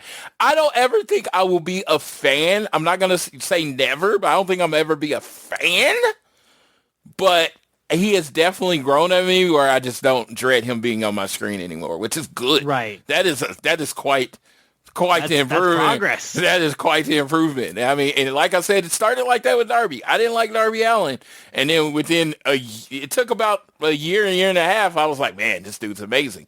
So Speedball keeps putting on these performances, keeps coming out with dope gear with Mystico and Kevin Knight. You know what? Yeah. Because, the barefoot, the mullet, the headband. God, if he was a heel, he would work so well for me because I literally hate everything about it. Pretty much, dude. Yeah. That was AEW Dynamite. Real quickly, I did want to touch on a couple things from Collision from this week, too. First off, we had the announcement because after Moxley got his win against Anthony Bowens, he got jumped by Will Ospreay, and Ospreay challenged him and wanted to put Moxley's Continental Championship on the line because he's like, then I can get you one-on-one for 20 minutes with no outside interference, and I can do a lot in 20 minutes. So Ospreay versus Moxley for the Continental Championship at Dynasty was booked. You know what the worst part about this is? And I felt like a failure. I didn't realize the match wasn't for the title before then. And like, you got a champion in a singles match at a pay-per-view, it's for the title. It just seemed like it was there. Yeah, apparently he hadn't put it on the line yet until this. I was like, oh, okay, okay, let's go. But I mean, and it's definitely a distinction because the Continental rules mean you can't have interference, like you're banned. No interference, no outside interference for 20 minutes. I still say this one time. I don't know when they'll do it. I imagine Tony Khan has it in his pocket. Where when somebody's contract is up, like protect it, and then they interfere in a Continental Classic match, and then they get fired, quote unquote, that would just be such a good way to write somebody off. Oh, sure. Yeah, absolutely. The step. And then we got to the moments of just back-to-back returns because we had the Hurt Syndicate. They're back. They've been off TV for a little bit, so the Hurt Syndicate had a segment basically where they were like, we're back in business. And then immediately after, Willow had her TBS Championship Open Challenge, and Hikaru Shida's back. Yep. Hey, shout out to Shida. Holy Shida. I love you. Because, and you know, when I say this, it's going to lead to something else. That's the wrong woman that could come back. There's a certain dentist. I understand. There's a certain dentist that I need back. And Tony Khan. We've been saying this for God knows how long. Yes. And the only reason I'm saying it, this is for my boy Chris Reigns. My boy has my back. So I always say, I'm never going to let this die because of him. Because he's my boy. I can't let it die. I'm like, hey, even if you're just bringing her back to work out the rest of her contract and then she goes, bring her back.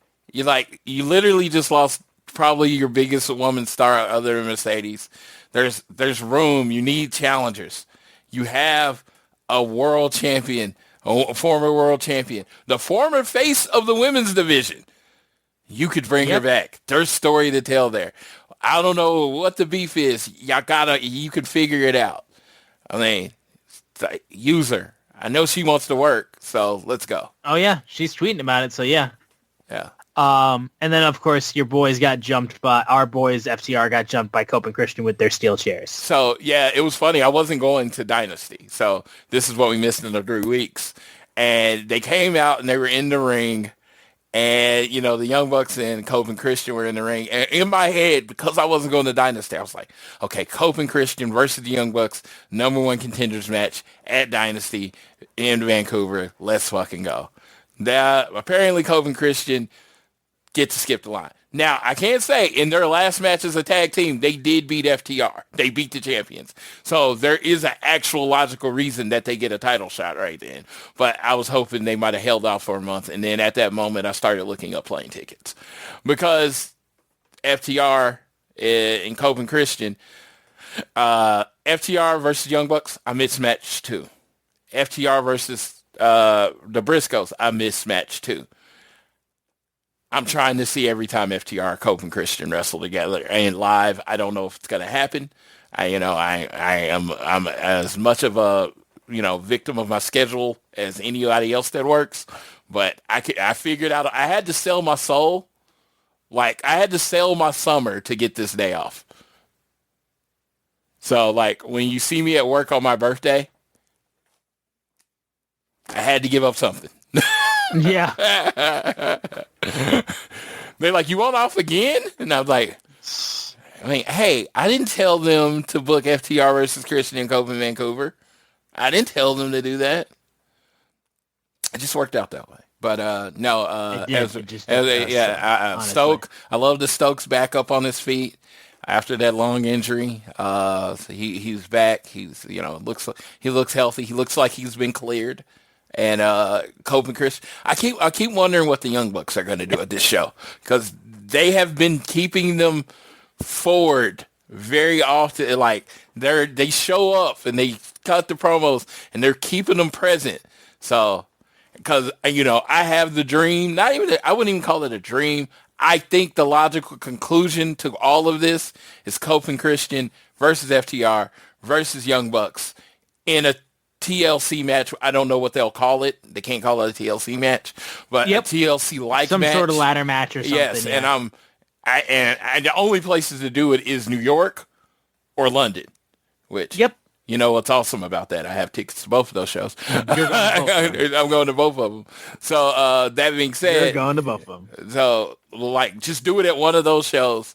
That's the logical thing. Because Cope said, and he's like, people want the TLC match, and he's like, yeah, if you want that to be my last match of my career. And I laugh because to me, by him saying that means they're definitely doing it. Oh, 1,000%. Yep. Yeah. And then we had 2 more matches that got announced for Dynasty as well. Tekla is going to defend her Women's World Championship against Jamie Hayter. And then on 0 Hour, Alex Windsor will be facing off against Marina Shafir on Dynasty 0 Hour.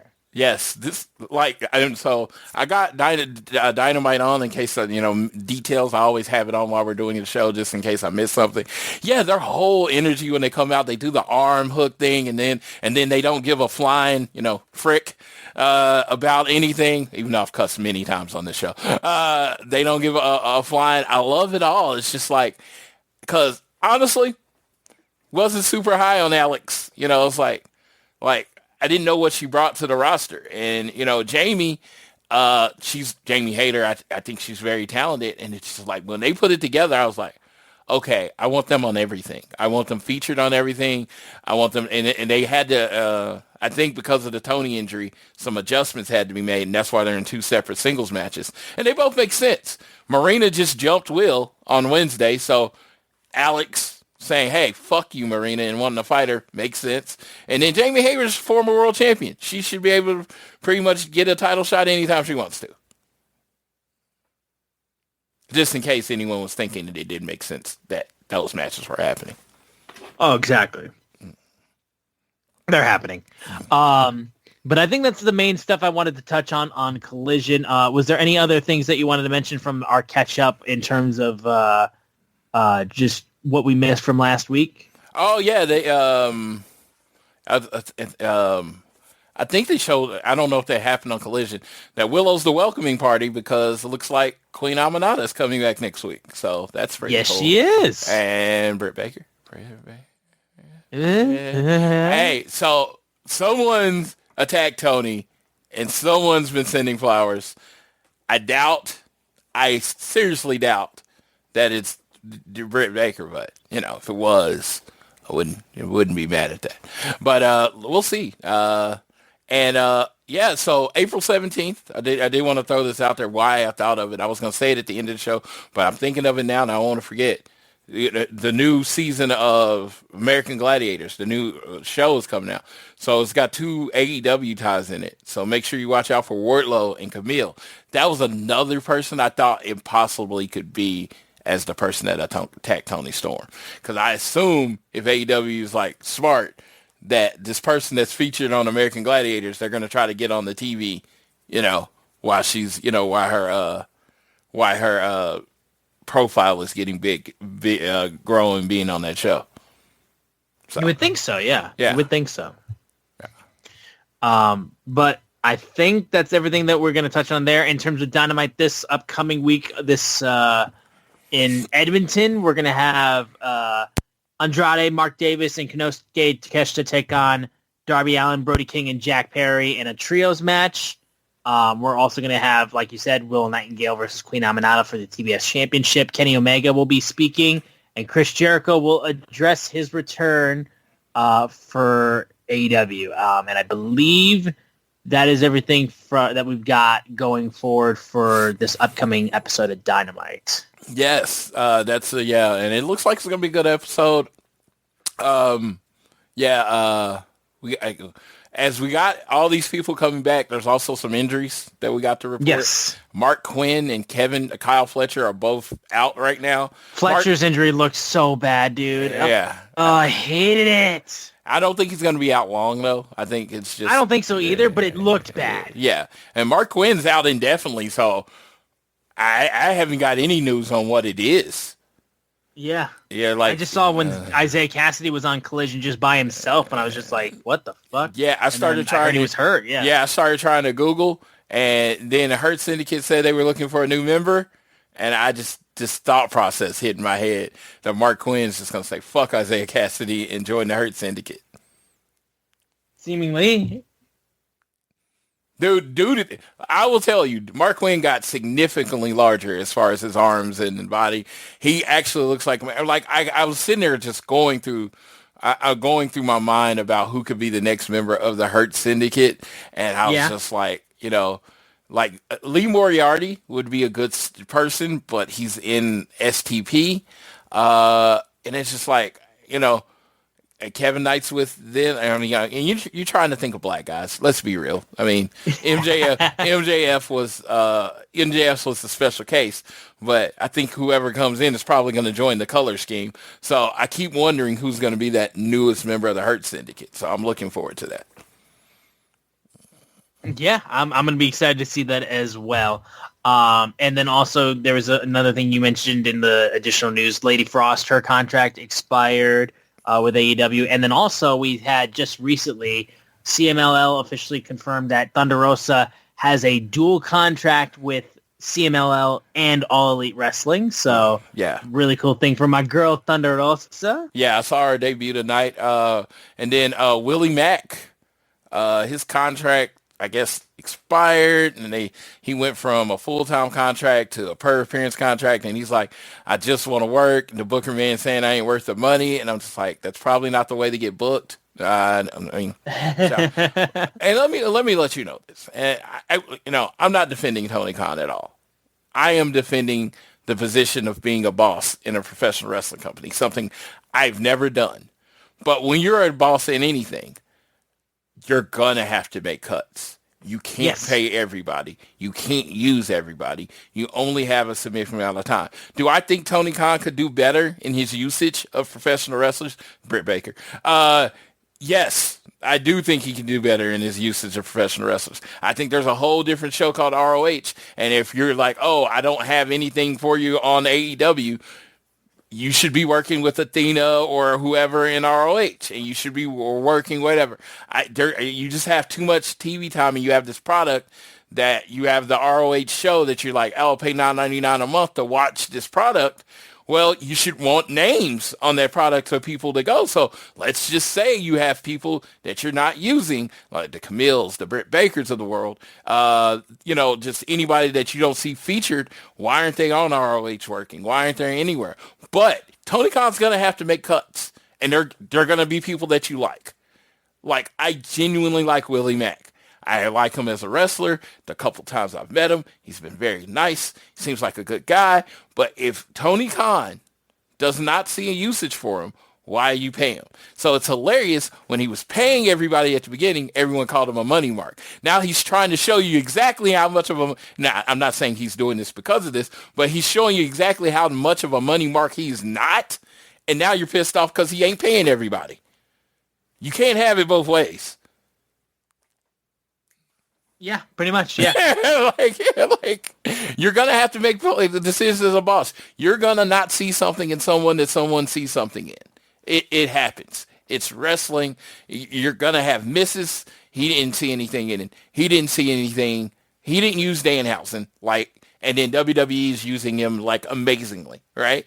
And it works in their system. Danhausen was always going to work on their system.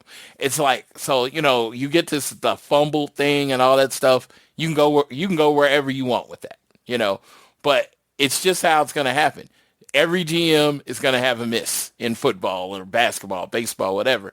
No one's going to be perfect. He's going to hire some people you don't want him to hire. He's going to fire some people you don't want to fire. He's going to not use some people that you not want to use.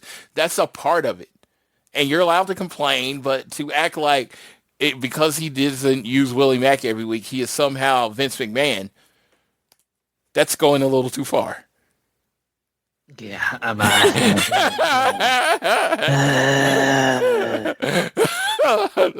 he is a boss. Moving on. He's a boss. If he's a booker, he's gonna do things you don't like. It's life. Yes, pretty much so. But that I think is everything for AEW specifically. I know Floyd, you met a lot. I felt like when you went to Squared Circle Expo, correct? Yes. Yes. So we're done with the AEW wrestling portion of this podcast. We're going to get into the little bit. I've heard sometimes our show being called a travel blog. So we're going to get into a little bit of the travel blog. Yeah, this is the travel part. Yeah, it's travel blog part. Yeah. So got into Indianapolis. Shout out to Tyler again for picking me up. We went and got some White Castles in the morning. Got his kid, met up with my boy Chris Reigns, dude. So I have this funny thing about Chris, and it might not be funny, might be offensive to someone. So let me apologize in advance. So Chris is not a tall person that has a certain complexion, and I thought Chris was Mexican. I called him my little Mexican friend to a lot of people, whatever. Chris, that's my guy. Found out, not Mexican. Oh, that's great. Found that out this week. Vietnamese and white. And I was like, oh, Vietnamese, Indian, and white. I hope that's not giving away too much information about you, Chris. Sorry about I hope your race isn't considered classified information. If it is, I apologize. No, but yeah, found that out. I laughed at myself hysterically because I realized how fucking terrible I was. I just literally based on the color of his skin, I was like, he's this. And that was fucking idiotic. So don't do that. I learned. So I said this. Chris is gonna give him shit for the end of time. I said this, my stupidity, so you don't repeat it. That was the point of this. Don't repeat my. You know, I was never gonna ask. I don't generally ask like, what race are you? I've never asked a person that. Again, I assume. You know, thought I was pretty accurate. Yep, super wrong. Super wrong. But no, hung out with Chris. He got the VIP. Man, we met so many people. So my favorite. I know some people prefer selfies. I'm a pro photo guy. Why? Because I get the shaky hands. You know, if anybody's ever been around me, I have shaky hands. It's a genetic condition I got from my grandpa. My hands have shaken ever since I was like 13 years old. I've never had steady hands. It's very annoying again because I meet someone and I'm trying to take something out of them and they're like, calm down. I'm like, it's very frustrating because it has nothing to do with me being calm. Yeah. It's like, no, you're not that impressive to the point where I am that excited to see you. My hands do this all the time. Right now, I'm sitting here going through the pictures of my of the thing I went to, and my hands are shaking. It's just what happens. So that first night, we met Willow and Harley. We got a yes, Willow and Harley, and that's, like I said, that was my second week with Harley. I got a awesome picture with Dennis Rodman. Now, I got to tell you, my friend Tyler met Dennis Rodman at StarCast, and it was a very, like he said, it wasn't a great experience. He just seemed like he was drunk, high, whatever. I don't know what he was. He was out of it. Didn't take off his glasses, sat in his chair, then in it. So I go in, I was like, I didn't get my picture with Dennis Rodman. He just got announced for the WWE Hall of Fame. So I was like, I can get an NBA Hall of Famer and a WWE Hall of Famer in one. So I was like, oh, I go up. He's like, hey, man, how's it going? You been here all night? He just starts talking to me.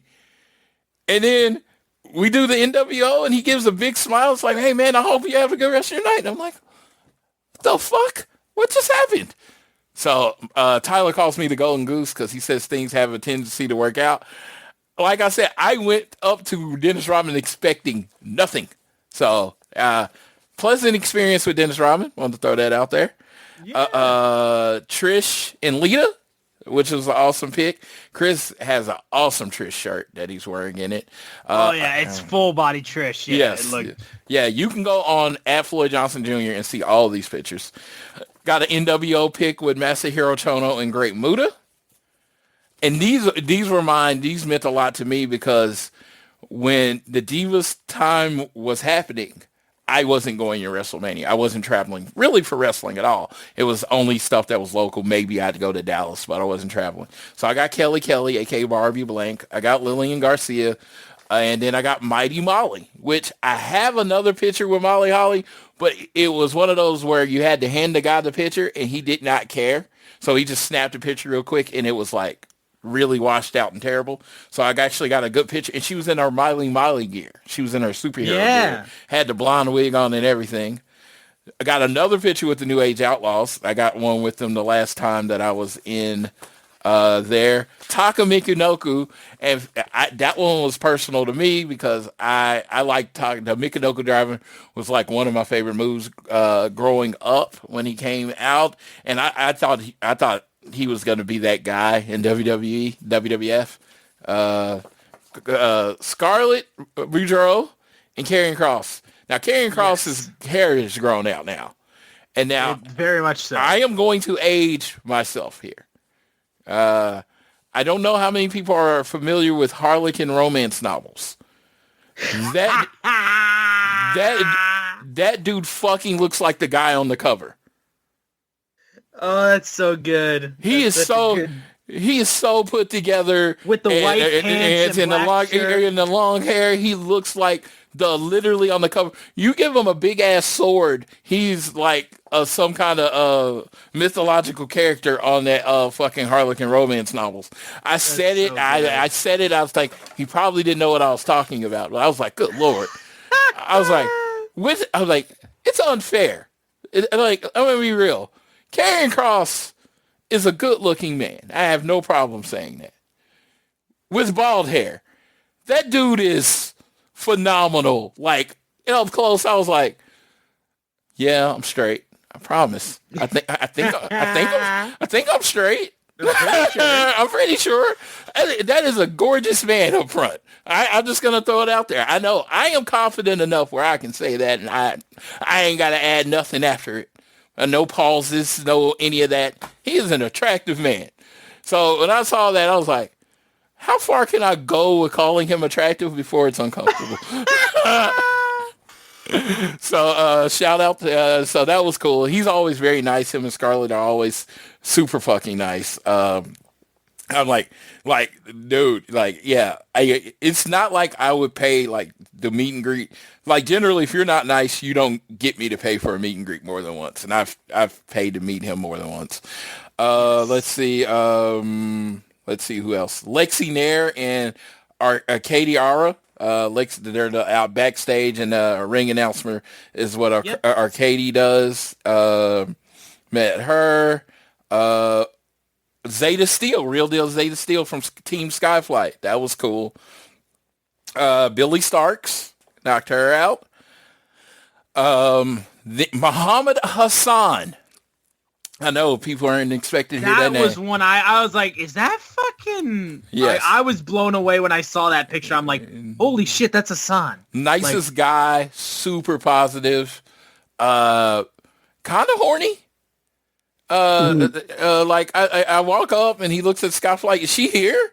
Sky Blue, and she's like, she's hot. Is she here? Because you had your picture. That's so goddamn funny. And then he said, "Oh, Isla Dawn, she's my favorite." I was like, I wanted to be like, Muhammad Hassan, you're kind of horny, man. Because me and him are roughly the same age. I think maybe a year. Yeah, maybe a year. And I was like, you're kind of horny. You're kind of being horny here. You're way older than these women. Calm down. A little bit. No, and then so then I got to meet two actors. So from Team Heels. Yeah, Kelly Berglund. She played Crystal. I forgot her last name on Heels, but her name was Crystal on Heels.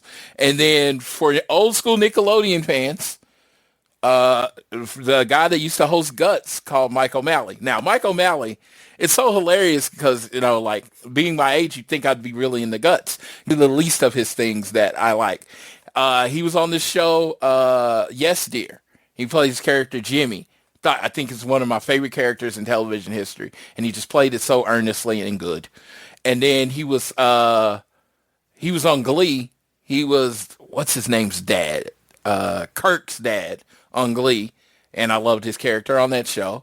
And there was a show called Survivor's Remorse, which was actually produced by LeBron, and it was loosely based on LeBron's comeuppance. And he was one of the writers and directors on that show. And of course, the most recent is Heels, and I got to talk to him. The nicest guy in the world. He, like, certain people, you get that energy that you can't tell if you're more excited to see them or they're more excited to see you. He is very much like that. And he's like, oh, we're going to take a picture with the Guts Rock. And I'm like, I don't really want. And he was like, yeah, we're going to take one. We'll take two. One without and one with it. And I got both, which is awesome. And like I said, awesome. Dude, if he's ever at anything again, I'm paying. Just because it's such a positive experience. He's so nice. Got to tell him how much, everything he did meant, as far as. Also, it's called the Craggle. It's not a rock. It's called the Craggle. Whatever. I didn't watch. God damn it. If you're going to talk about old school Nickelodeon and you don't know what the Craggle is. See, and I was a Nick guy over a Disney guy, but Guts was on that. I think I always talk about this. There was this little period of time where we got caught with illegal cable, and we didn't have cable for like 2 years. And I think that was the majority of Guts. It's funny too, because around that time, I love those Nickelodeon competition shows, like, and stuff like that. The one I watched all the time was Legends of the Hidden Temple. That was my shit. I was more of a Legends of the Hidden Temple guy, and I was a Double Dare guy. Like, if Mark Summers was there, I would have lost. I would have lost it. I wouldn't have not been able to stay cool because I wanted to be on Double Dare, and I wanted to win a pair of British Knights. That's all I wanted in life when I was young, and Double Dare was on. Because Double Dare was on a remarkable long time. It was on so long, it was on during my time as a childhood and your time as a childhood, and we're not necessarily close in age. No. And so it was on for a minute. I don't know why. Like, I saw Legends of the Hidden Temple reruns before I left for school, like when I was in like middle school. Yeah. Okay. I was like, why is this show still being rerun? Like, I thought they finished that shit. Yeah, no, they reran those shows for years after it was over. And so, no, I definitely appreciated Michael O'Malley and Kelly because I got to tell her how awesome she was. And she's like, she can't. I went to their panel because we were waiting on something, and she's like, I got cast as a wrestler, and then she's like, and then I got cast in Queen of the Ring as a wrestler. She's like, so something about me screams I'm a wrestler. So she's like, I'm probably going to get cast sometime as a wrestler again. So she said to keep looking out for her. So I followed her on Instagram so I can keep up. And then I met Shayna Baszler. Now, some people know, some people don't know. Shayna Baszler is one of my favorite professional wrestler women. I just loved her style. And let me tell you. So I went on, told her about her style, how much I loved her, blah, blah, blah. Shayna Baszler was a 100% professional. But you remember that story I was telling about Crystal? Like, she couldn't wait for me to quit talking and get to fuck. That doesn't surprise me even a little bit with that Shayna was just like, okay, yes, I understand. Let's take the fucking picture. Yes. She did not give a fuck about what I had to say. She was as nice and as professional. She kept a smile on her face. Don't get me wrong. But the eyes is the window to the soul. And the eyes are like, I don't care what you're saying right now. Yep, that's so funny. Needless to say, that's probably my last time meeting Shayna Baszler. Fair enough. I liked her, but you're sitting there to like, oh my God, you're a great wrestler. I'm like not, everything was about her wrestling. Was like, I like your style, blah, blah, blah. Like what I liked about her style, I want to see her more, whatever. She did not give a fuck. Now, other wrestlers, other people might just be better at faking it. But she felt no need to fake it. Like I said, she had a smile on her face. She wasn't like trying to rush me or anything. But you could tell she was ready for the interaction to end. Yes. She's like, let's move on. And I was like, thank you. And I walked away because I could feel it. And I was like, so halfway through I'm talking and I start noticing it. So I shorten everything I was about to say. And then I'm like, so I start feeling awkward because I know how much she doesn't want to hear what I'm saying. Yeah. Like, oh, cool. Well, you're great. I'm going to leave now. Fair enough. So that was like all my experiences were great, but that one to me it made it more memorable. You know what? That's funny, honestly. I mean, Shayna's definitely got a little bit of awkwardness in her, so I think that just ties into that as well. So like, I think that's fun. Yes. And it was funny because, I don't follow anybody on Twitch or anything like that. So I don't know her like personality. All I know is how she's really presented as a wrestler. That's all I really care about. She's a huge Vikings fan. I know that. And she's a huge fan of Warhammer 30K. Yes. 30K. Yes. And I even thought about bringing up, because I have a little familiarity with Warhammer 30K, but I figured that, like, I know a little bit. I can go about an inch deep, and I just figured I didn't want to go into the deep ends of that water with her. But she probably would have been way more interested if I brought that up. Maybe a little bit, yeah. Maybe a little bit. Yeah, so no, because she had some, like, Warhammer stuff on her desk, and I think it was, like, how you could follow her on Twitch. And it was, like I said, it was cool. But I had seen her earlier, and she was, like, talkative with people and all that kind of stuff. So I was like, maybe they brought up something I didn't bring up. Or maybe, I just, I don't know. Maybe I'm just, annoying. I don't know. I didn't, like I said, I didn't get it. I'm like I said, she's great. She's great. Unlike that, it doesn't affect how I feel about her wrestler. She's still one of my favorite wrestlers of all time.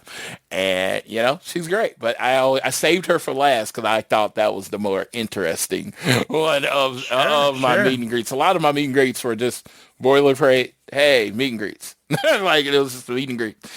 And, I feel like that's a majority of how a lot of them go, and then some of them, like, really stand out. Yeah. That's what I had when I was in Chicago, yeah. Yeah, so it was cool because I had an interesting story for both Lexi Nair and Arcadiara because I go to so many AEW shows. I told Lexi Nair, I was like, in Vegas, Double or Nothing weekend at StarCast, we literally went up in the elevator at the hotel together. And I had only known her from DDP's like page, calling her a Diamond Daughter. And I met her then. She's like, I wasn't even in wrestling then. She's like, that was a cool full circle moment. That was cool. And then Arcady, I was like, okay, I think I was at your first official Collision. And she's like, you were at the Arlington shows? Yes. I was like, I was at all of them but one. She's like, oh, that's really cool. But I was like, even better than that, I think I was at your first ever appearance with AEW. And she was like, what? I was like, it was Tulsa. And you were doing the things for like the show matches before the show. And she was like, that was. And I was like, yes, I'm from Oklahoma. I was there for that. So I had pretty good stories with both of them. Yeah, so yeah. And I mean, when it comes to AEW people, that's always going to be like that. I got a what are those from Max because I was wearing my AEW slip. Oh God. AEW slides. And I get like, what are those? I just want to say, I know you're not familiar because you're not on TV, but I decided not to be mean. I decided not to be mean. And you know what? He's also way better at words than me, so he probably would have crushed me if I said that, at least verbally. Maybe a little bit. So no. But he did the what are those thing. Don't what are those my what are those my AEW slides? My wife had those made for me. They're personal. How dare you? Yeah, how dare you? Now, and so I was going to meet him, but apparently he was in some remote corner of it. So at the end of the weekend, I was like, where was he? And she's like, he was right over there. I was like, dude, I passed him like 9 times. I never saw him. Because he came and he was, and Max, if you've ever seen Max, he always kind of has he's kind of got the resting bitch face for men. I don't know what it's called with men. It's like, get the fuck away from me face. I don't know what it is. So he kind of had it on the way in and out because I was going to talk to him, but I was just like, oh, you don't seem like you're having a good day, so I'm going to leave you alone. But that was it. Had a great weekend. Had White Castle. Had St. Elmo's, which is a famous steakhouse in Indianapolis. Even better than that, we had dinner with a member of the Pacers and a member of the Miami Heat. So when you go into this place, it's the most popular steak restaurant in Indianapolis or whatever. So we had a reservation. So they take us down, and this place is huge. So they basically take us down in the basement. And this basement apparently is for VIPs, but it was the only table they had left. So we're sitting there, right? And next to us is Norman Powell from Miami Heat. Is it Norman? Storm and Norman? Yeah, Norman Powell and Zubak. And they were having dinner together right next to us. So I can technically say I had dinner with them. That's so wild. Yeah, just right next to us. We left them alone, of course. We left them alone.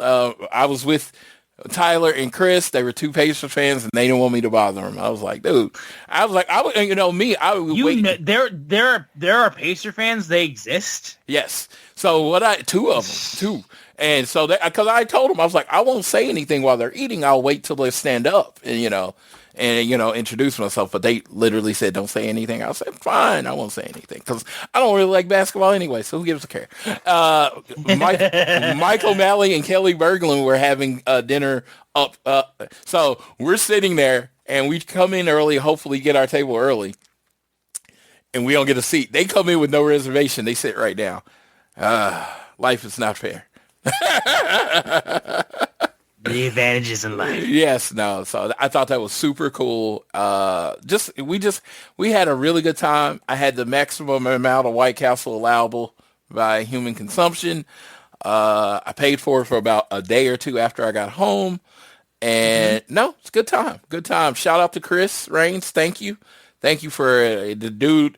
Like he is literally my most dependable like travel buddy. Like we say we're going somewhere and like it's just like he says, "Hey, I'll be there." And we just go and it's cool. We love it. And then Tyler, Indianapolis Tyler, my boy.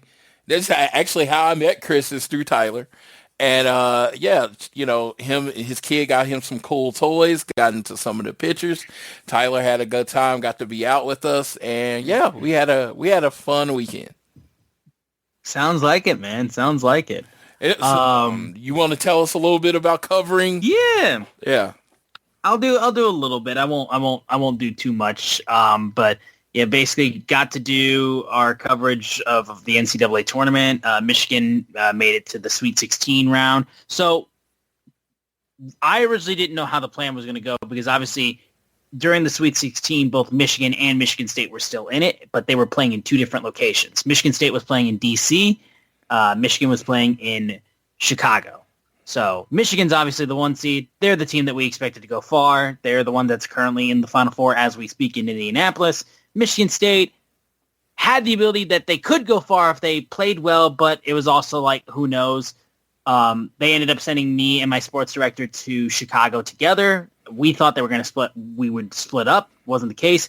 We kind of dodged a bullet a little bit, not going to DC because Michigan State lost. And from these guys that we know from one of our affiliate stations in East Lansing that basically cover Michigan State athletics, and that's kind of it. It was a nightmare over there. Like, just we had no issues with like the people that ran the whole event and everything like that, and the media area and stuff like that. But apparently, the media was dealing with some headaches over in DC, so I was glad that I avoided that. Now, covering the event and everything like that was really cool. You know, we filmed practice, we filmed them. The only thing we can't film is them actually like when the game's happening because of the restrictions and all that kind of stuff.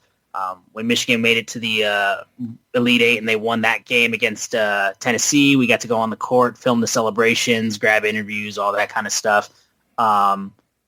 There was the one thing that is funny. So technically, if I was still covering the Final Four, I would be in Indianapolis right now, and I wouldn't be doing this show. But unfortunately, due to other reasons, I'm not at the Final Four, so I'm not able to cover it, which is a bummer, but I won't waste much time on that. I will say, though, while I was down there in Chicago doing the Sweet 16 and the Elite Eight, I made good friends with the head coach of the Michigan either dance team or spirit team or cheerleading team, whatever the case may be. I made good friends with the head coach. Her name's Karen, very nice lady. We actually got an interview with a couple of the cheerleaders just with their experience with being at the Sweet 16 and, you know, following Michigan through the tournament and getting to be at these places and stuff like that, which was very cool. But what was funny was when I was waiting in the tunnel to go out and film Michigan because they were bodying Tennessee, Karen walks by me again, and I'm like, "You guys are going to the Final Four?" And she's like, "Yeah, I know, it's so cool." She's like, "Are you going?" I'm like, "I'll find out later tonight." And she's like, "Tell them that the cheerleading team requested you." And I was like, "Yeah, I will do that, and hopefully it helps." You know what I mean? Fortunately, it didn't. So I just want my bosses to know you made the cheer team of the University of Michigan very, very sad. Yeah, I got a question. I got to ask the question. Yes. I got to ask it, and, you know, it's going to be a little offensive. Was she hot? The teacher? Karen, not really. Because you were probably closer to her age than you are to this point in your life. She's probably, a little bit closer. I would still say that, like, with the seniors for the cheer team, I'm probably still closer to their age than the cheer coach. The cheer coach, probably more closer to your age. Like, she's not that old, but, like, she's... You know, 40, 50-year-old women, that's how I roll, brother. Let's go. But yeah, no, it was a very funny experience, though. The coolest thing about the whole time that we were there, though, for everything else, you know, obviously covering the game and all that kind of stuff was fun.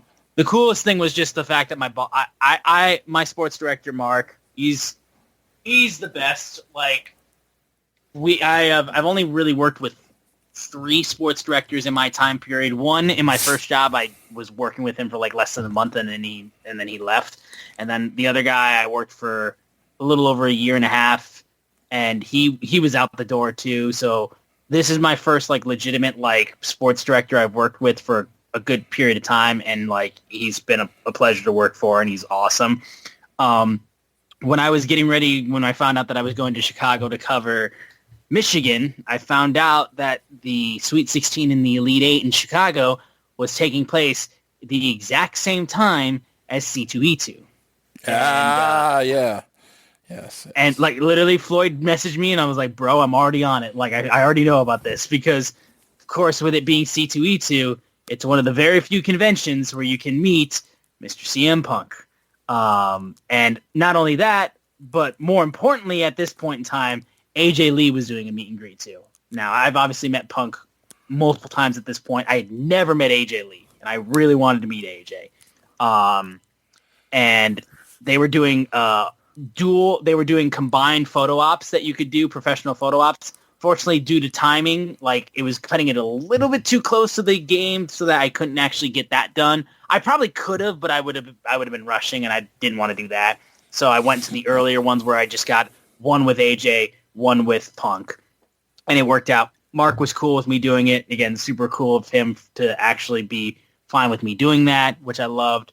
AJ was a sweetheart. I just real quickly told her like how she's a light to this world, and I loved her book, and just I was actually one of my friends. I lent her my copy of the book because she wanted to read it. So like it was just really cool to see AJ. Like I was so happy that I got that one. It made me smile too because there was this one girl who was meeting AJ and she had tears in her eyes when she came back from doing the photo op, and I'm like, that's what it's about. And then I met Punk, and Punk was a fun one because this is now my 4th time I've met the dude. The last time I met him was at C2E2 in 2020, right before the pandemic hit. So I walk up, and then he just goes, "What's up, Austin?" And I'm just like completely taken aback, but I just like I'm like. I sort of hear him say my name, and then I'm like, did he just fucking say my name? And I'm just like, what the fuck is going on? And I just like am like, everything that I thought I was going to say just went out the window. And then he's like, do you want to hold the belt? And I'm like, yeah, let's do it, man. And then just like, we take the pick, and like, I fucking say good luck at Mania, even though I know luck is for losers with him. And then I walk the wrong way, and I'm just like, I'm frazzled. Like, I think what happened, because I don't think you remember me. I truly don't. Last time I met him was in 2020. I've only met him 3 other times. Like, I don't think he remembers me. What I think happened is when they scan you in the second part of the line for your meet and greets, like, yeah, have the QR code, they scan you, and then they move you into the final portion of the line. I think because you're in order, they let them know beforehand who's up next because your photo is attached to your account that made the purchase. So he just is told who's coming up next, like what their name is. So that's that he can do that. So because otherwise, I mean, I'm going to lie and say that we're just on a first name basis, but you know, that's the reasoning. It has to be that because there's no fucking way he remembers me. There's no way. No, the way I'm going to tell the story is that he started crying. And he said, Austin, I've been waiting for you to come back forever. I was so sad that I abandoned you when I left AEW. I wish he said that. Tell Floyd I apologize for leaving. And then you took the picture. And that's how I'm going to tell the story. Okay. You do that, my guy. You do that. Now, I will say, though, because I did the early meet and greet with the photo op at like 11 a.m., I had a couple hours, actually, until I had to go to my shoot for work. So I stopped over the Pro Wrestling Tees site area. There was a couple wrestlers I got to meet there that were just AEW. We got to meet Marina Shafir. She was super cool and quick. I'm super jealous of. Yeah, she was super cool and quick. Just real quickly, flipped the middle finger. She had a badass shirt on. Michael Jackson was on her shirt. It was super cool. I didn't really say a whole lot to her, but she was nice. Tommaso Ciampa was a really nice one, too. Getting to meet him was sick. I told him how I got to see him and Gargano at TakeOver Brooklyn, and how their unsanctioned match was, like, legitimately one of my favorite matches of all time. And, like, that storyline was just everything to me. And then I got to see my girl, Thunder Rosa. And, Oh my God. So obviously I've told this before on the show, but I've met Thunder a couple times beforehand. I met her at the Jericho Cruise. I ended up in one of her vlogs dancing. She recognized me when I was on, when I showed up at karaoke at All in Texas, and she remembered me from there. I danced with her for a little bit. When I walked up and got ready to meet her, she literally looks at me. She's like, "Oh my God!" And we just start hugging for like a full fucking 15, 20 seconds, and I'm just like, this could not have worked out any better. And I just tell her how I was there covering everything and like that. I was just like, man, I had to, when I found out you were here, I was like, I'm seeing Thunder. Like, I'm seeing her again. Like, absolutely. I had my physical prints of the photo ops from Punk and AJ. She sees me with the picture with AJ. She's like, "Oh my God, you met AJ." I'm like, "Yeah, she was so nice." And then she moves the other one and sees Punk, and I just go, "And I'm a mark." And I just start laughing, and she just looks at me and she's like, "Of course you are." Yes. Yes. I love it. So fucking good. That's awesome. Thunder, I am jealous of you because I've met Thunder Rosa 11 times and she could not pick me out of a lineup. If I rob her, she still probably wouldn't remember me.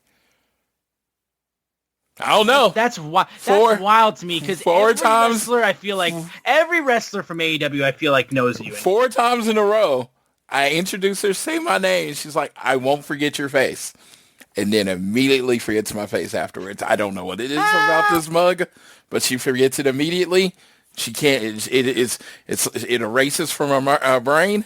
So no, you gotta learn some dance moves and sing like fucking. Dude, as I say, I think dude. I gotta perform with her. I was like, I'm gonna just go next time. I'm gonna meet her. I'm gonna eat White Castle before and crop dust her, and she won't ever forget me. That's a joke. No one take me seriously. That is a threat. That is a threat, my friend. That was a joke. But seriously, I have 11 unique pictures with Thunder Rosa. Played for 11 meet and greets with Thunder Rosa. Could not pick me out of a lineup. That's wild. Dude, like I said, I'm like, dude, if I'm going to do a crime, I'm going to make sure I'm going to do it where she's the only witness. Because I know she won't remember. She won't remember you. She won't be able to pick you out. Yeah. No. It was so funny too, dude. It was so funny too, dude, because when she saw my picture of AJ, she's literally like, "I cannot fucking believe her abs are still like the." I'm like, dude, it's like, it's freakish. I don't know how she does it. Like, if I could get my abs to look like AJ Lee's abs, like, I would not stop taking pictures of my stomach. I swear to God.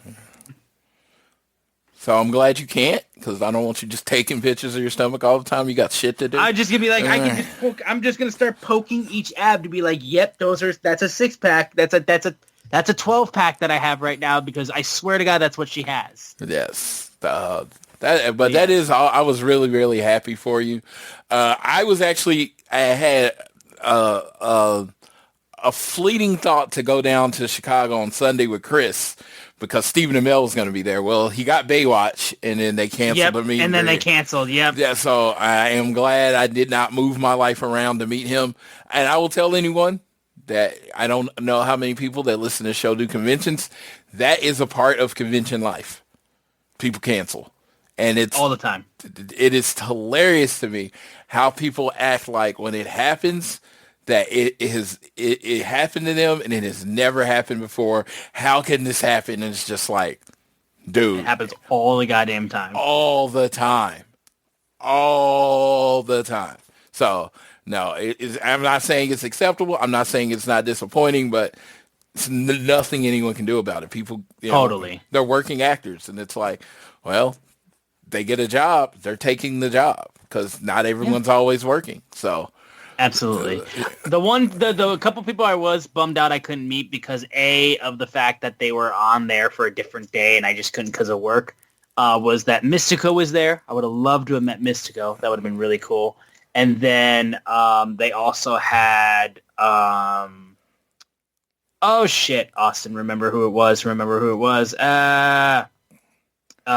Orange Cassidy was there, so he was also there this weekend, so he was there for Sunday.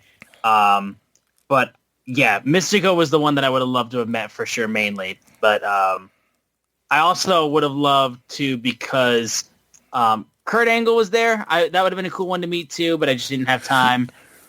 And then it would have been cool to get a picture. Steve from Blue's Clues was there too. That would have been a really fun one for me. So the con that's coming to Oklahoma City next month, I'm going to meet Jerry Trainer from iCarly. No way! Yeah. So I'm going to meet him from Let's iCarly. go. Because honestly, I was only going to meet... No, you're meeting... Say the right thing. You're meeting Crazy Steve from Drake and Josh. Oh, okay. Crazy Steve from Drake and Josh. I will say this. I was literally just going because Nana Visitor, she plays one of my favorite characters on Star Trek, Kira Nerys. She was there, so I was just literally going to go in and meet. And then I saw he was there all 3 days. I was like, well, I'm off that day anyway, so I'm going to go ahead and knock out a member of iCarly right there. There you go. Yeah. I was like, so you and Freddie's mom, what's up? What happened? That would have been so fucking wild if you said something like that. Well, I still can. It's not till next month. I mean, yeah, but no. Well, now I got to say it. No, you challenged me. Don't do it. Absolutely not. Absolutely not. But yeah, it was a really cool experience though, just being able to pop by there and just have the chance to do that. But yeah, just being able to get that time while also doing all of my work stuff too was really fun. And then yeah, so it's just I will say it was Thunder really made that whole thing, dude. Like that was such a fucking fun thing. Like just being able to be like CM Punk have that connection with her. CM Punk said your name. He did. Hey, whether he was reading it or not, Austin, you're Austin, Like I said, I literally, he said it and like I half fucking like registered what happened. And then like was like, I felt kind of like almost a little bit of like a fight or flight kick in where I was just like, because I don't get like, at this point I was like, I wasn't nervous going to meet him because I was like, I fucking met him before. I was like, whatever. I'm just like, we'll take the picture. I was like, maybe I'll talk to him about hockey. Maybe I'll do something like that, but I won't take up much time at all, just real quickly. But like he said my name and then everything I thought went out the fucking window. Yes. Your crush said your name. I get it. It's happened to me before. That'll probably be how I'll be if I ever meet Oba, which is literally the only reason I will ever go to a WWE World or anything. It's for Obafemi? Obafemi. I like, that's it. I mean, that's my wrestling crush right now. It's a man and a half. He's gonna be huge. I know that. They got a lot for him, for sure. Dude, I honestly think he might be world champion by the end of the year, but we'll see. We'll see how that works out. But either way, that I think is going to close out our little travel section of this show and this episode of All Things Elite, guys. We really appreciate you guys showcasing your support and just tuning in every single week. Again, apologies for schedule being a little bit off. Should be back to normal now from this point onward. But if you want to make sure you keep in touch with the podcast and what we're doing and all that kind of stuff, follow us on Twitter. We are at ATElitePod. You can also follow at Social Suplex, who make this show possible. Check out all the other shows they have on their network. Rate, review, subscribe. Download this show on Spotify, YouTube Music, Apple Podcasts. Share us around with your friends, family, coworkers, whoever you wish. I am at Austin Sumowitz on Twitter. That is SZUMOWICZ. Floyd is at Floyd Johnson Jr. on Twitter. And sign up for the Social Suplex newsletter. Link is in the description of the show. We're approaching Dynasty, so we're going to get ready to do that once we get to the go-home show for Dynasty and preview that. So I will now pass it off to my buddy Floyd so he can take us home on this episode of All Things Elite. I will say this. I'm going to end the show with this. This happened within a day. Say the thing. So you have your friends that you talk to every day, and y'all are, you communicate and all that stuff. You shoot the shit or whatever. And, sometimes they'll do something cool or something whatever. And, you like, I don't want to say the compliment, whatever it is. You never know who needs it. And I will use this very specific example. I talked about earlier, I joined like a personal trainer, and I was doing really good. and I lost weight. Then some stuff happened in my life, got me off track, and I've been struggling getting back on track, struggling. Haven't been tracking, doing anything on my app, been just really struggling. And I was just trying to figure out how I was going to get back on it. So JR, we were on the phone, and we were on the phone like we do. And I was talking about buying tickets to New York. And when I was looking at tickets a few weeks ago, they were like $850 a ticket. Through my magic in one ways and all that shit, I got my round trip for $579. I was really proud of myself. And JR no-sold me. And I was like, I was like, hey man, what's going on? I was like, I did this thing. And he's like, he says it earnestly, not trying to motivate me or anything. He just says, Floyd, I have learned when you set your mind to something, it's gonna happen. And in that moment, I just said, okay, I took it as, well, you still no-sold me. Yeah, it didn't really register. So as I do, me and him get off the phone, and it gets to the overnights of my shift. And it's about 1 a.m. and it kind of hit me what he said. When I put my mind to something, I make it happen. And I don't know why. I don't know if because it was coming from a friend that actually know me, because my personal trainer has done everything to try to get me back on track. It has nothing to do with him. Every trick, every motivational thing he's tried, it hasn't worked. But in that sense, when you decide you want to do something, you make it happen. He said exactly what I needed to hear, even though I didn't even need to hear it. I didn't even know I needed to hear it. And like immediately when he said it, I was immediately when that registered me about 1 a.m., I'm looking around, my room's dirty, all that kind of stuff. I clean up my room, and I got my dumbbells here. I do a little workout with my dumbbells, and I could just feel the mental difference in me that I'm ready to get back started on it. And I wouldn't have. I don't know what it would have taken if it wasn't for that.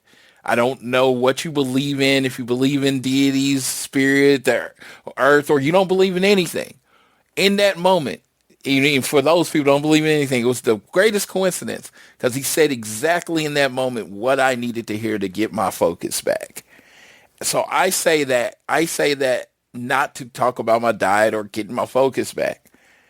I say that there's sometimes you're going to have those moments when you're talking to your friends, your family, or whatever, and something's going to hit your spirit, and you're going to be like, I shouldn't say that, or it sounds corny or whatever.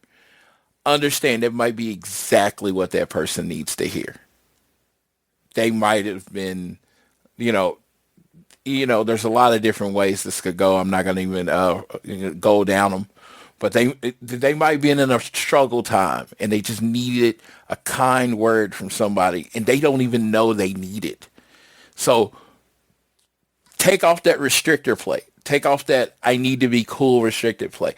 Take out that I don't want to be corny restrictor plate, and say the thing if it's positive. I'm just only say the thing. Shit, they might no sell you, but it might be the thing that they absolutely needed to hear at that moment. So with that, I will leave you how I always leave you.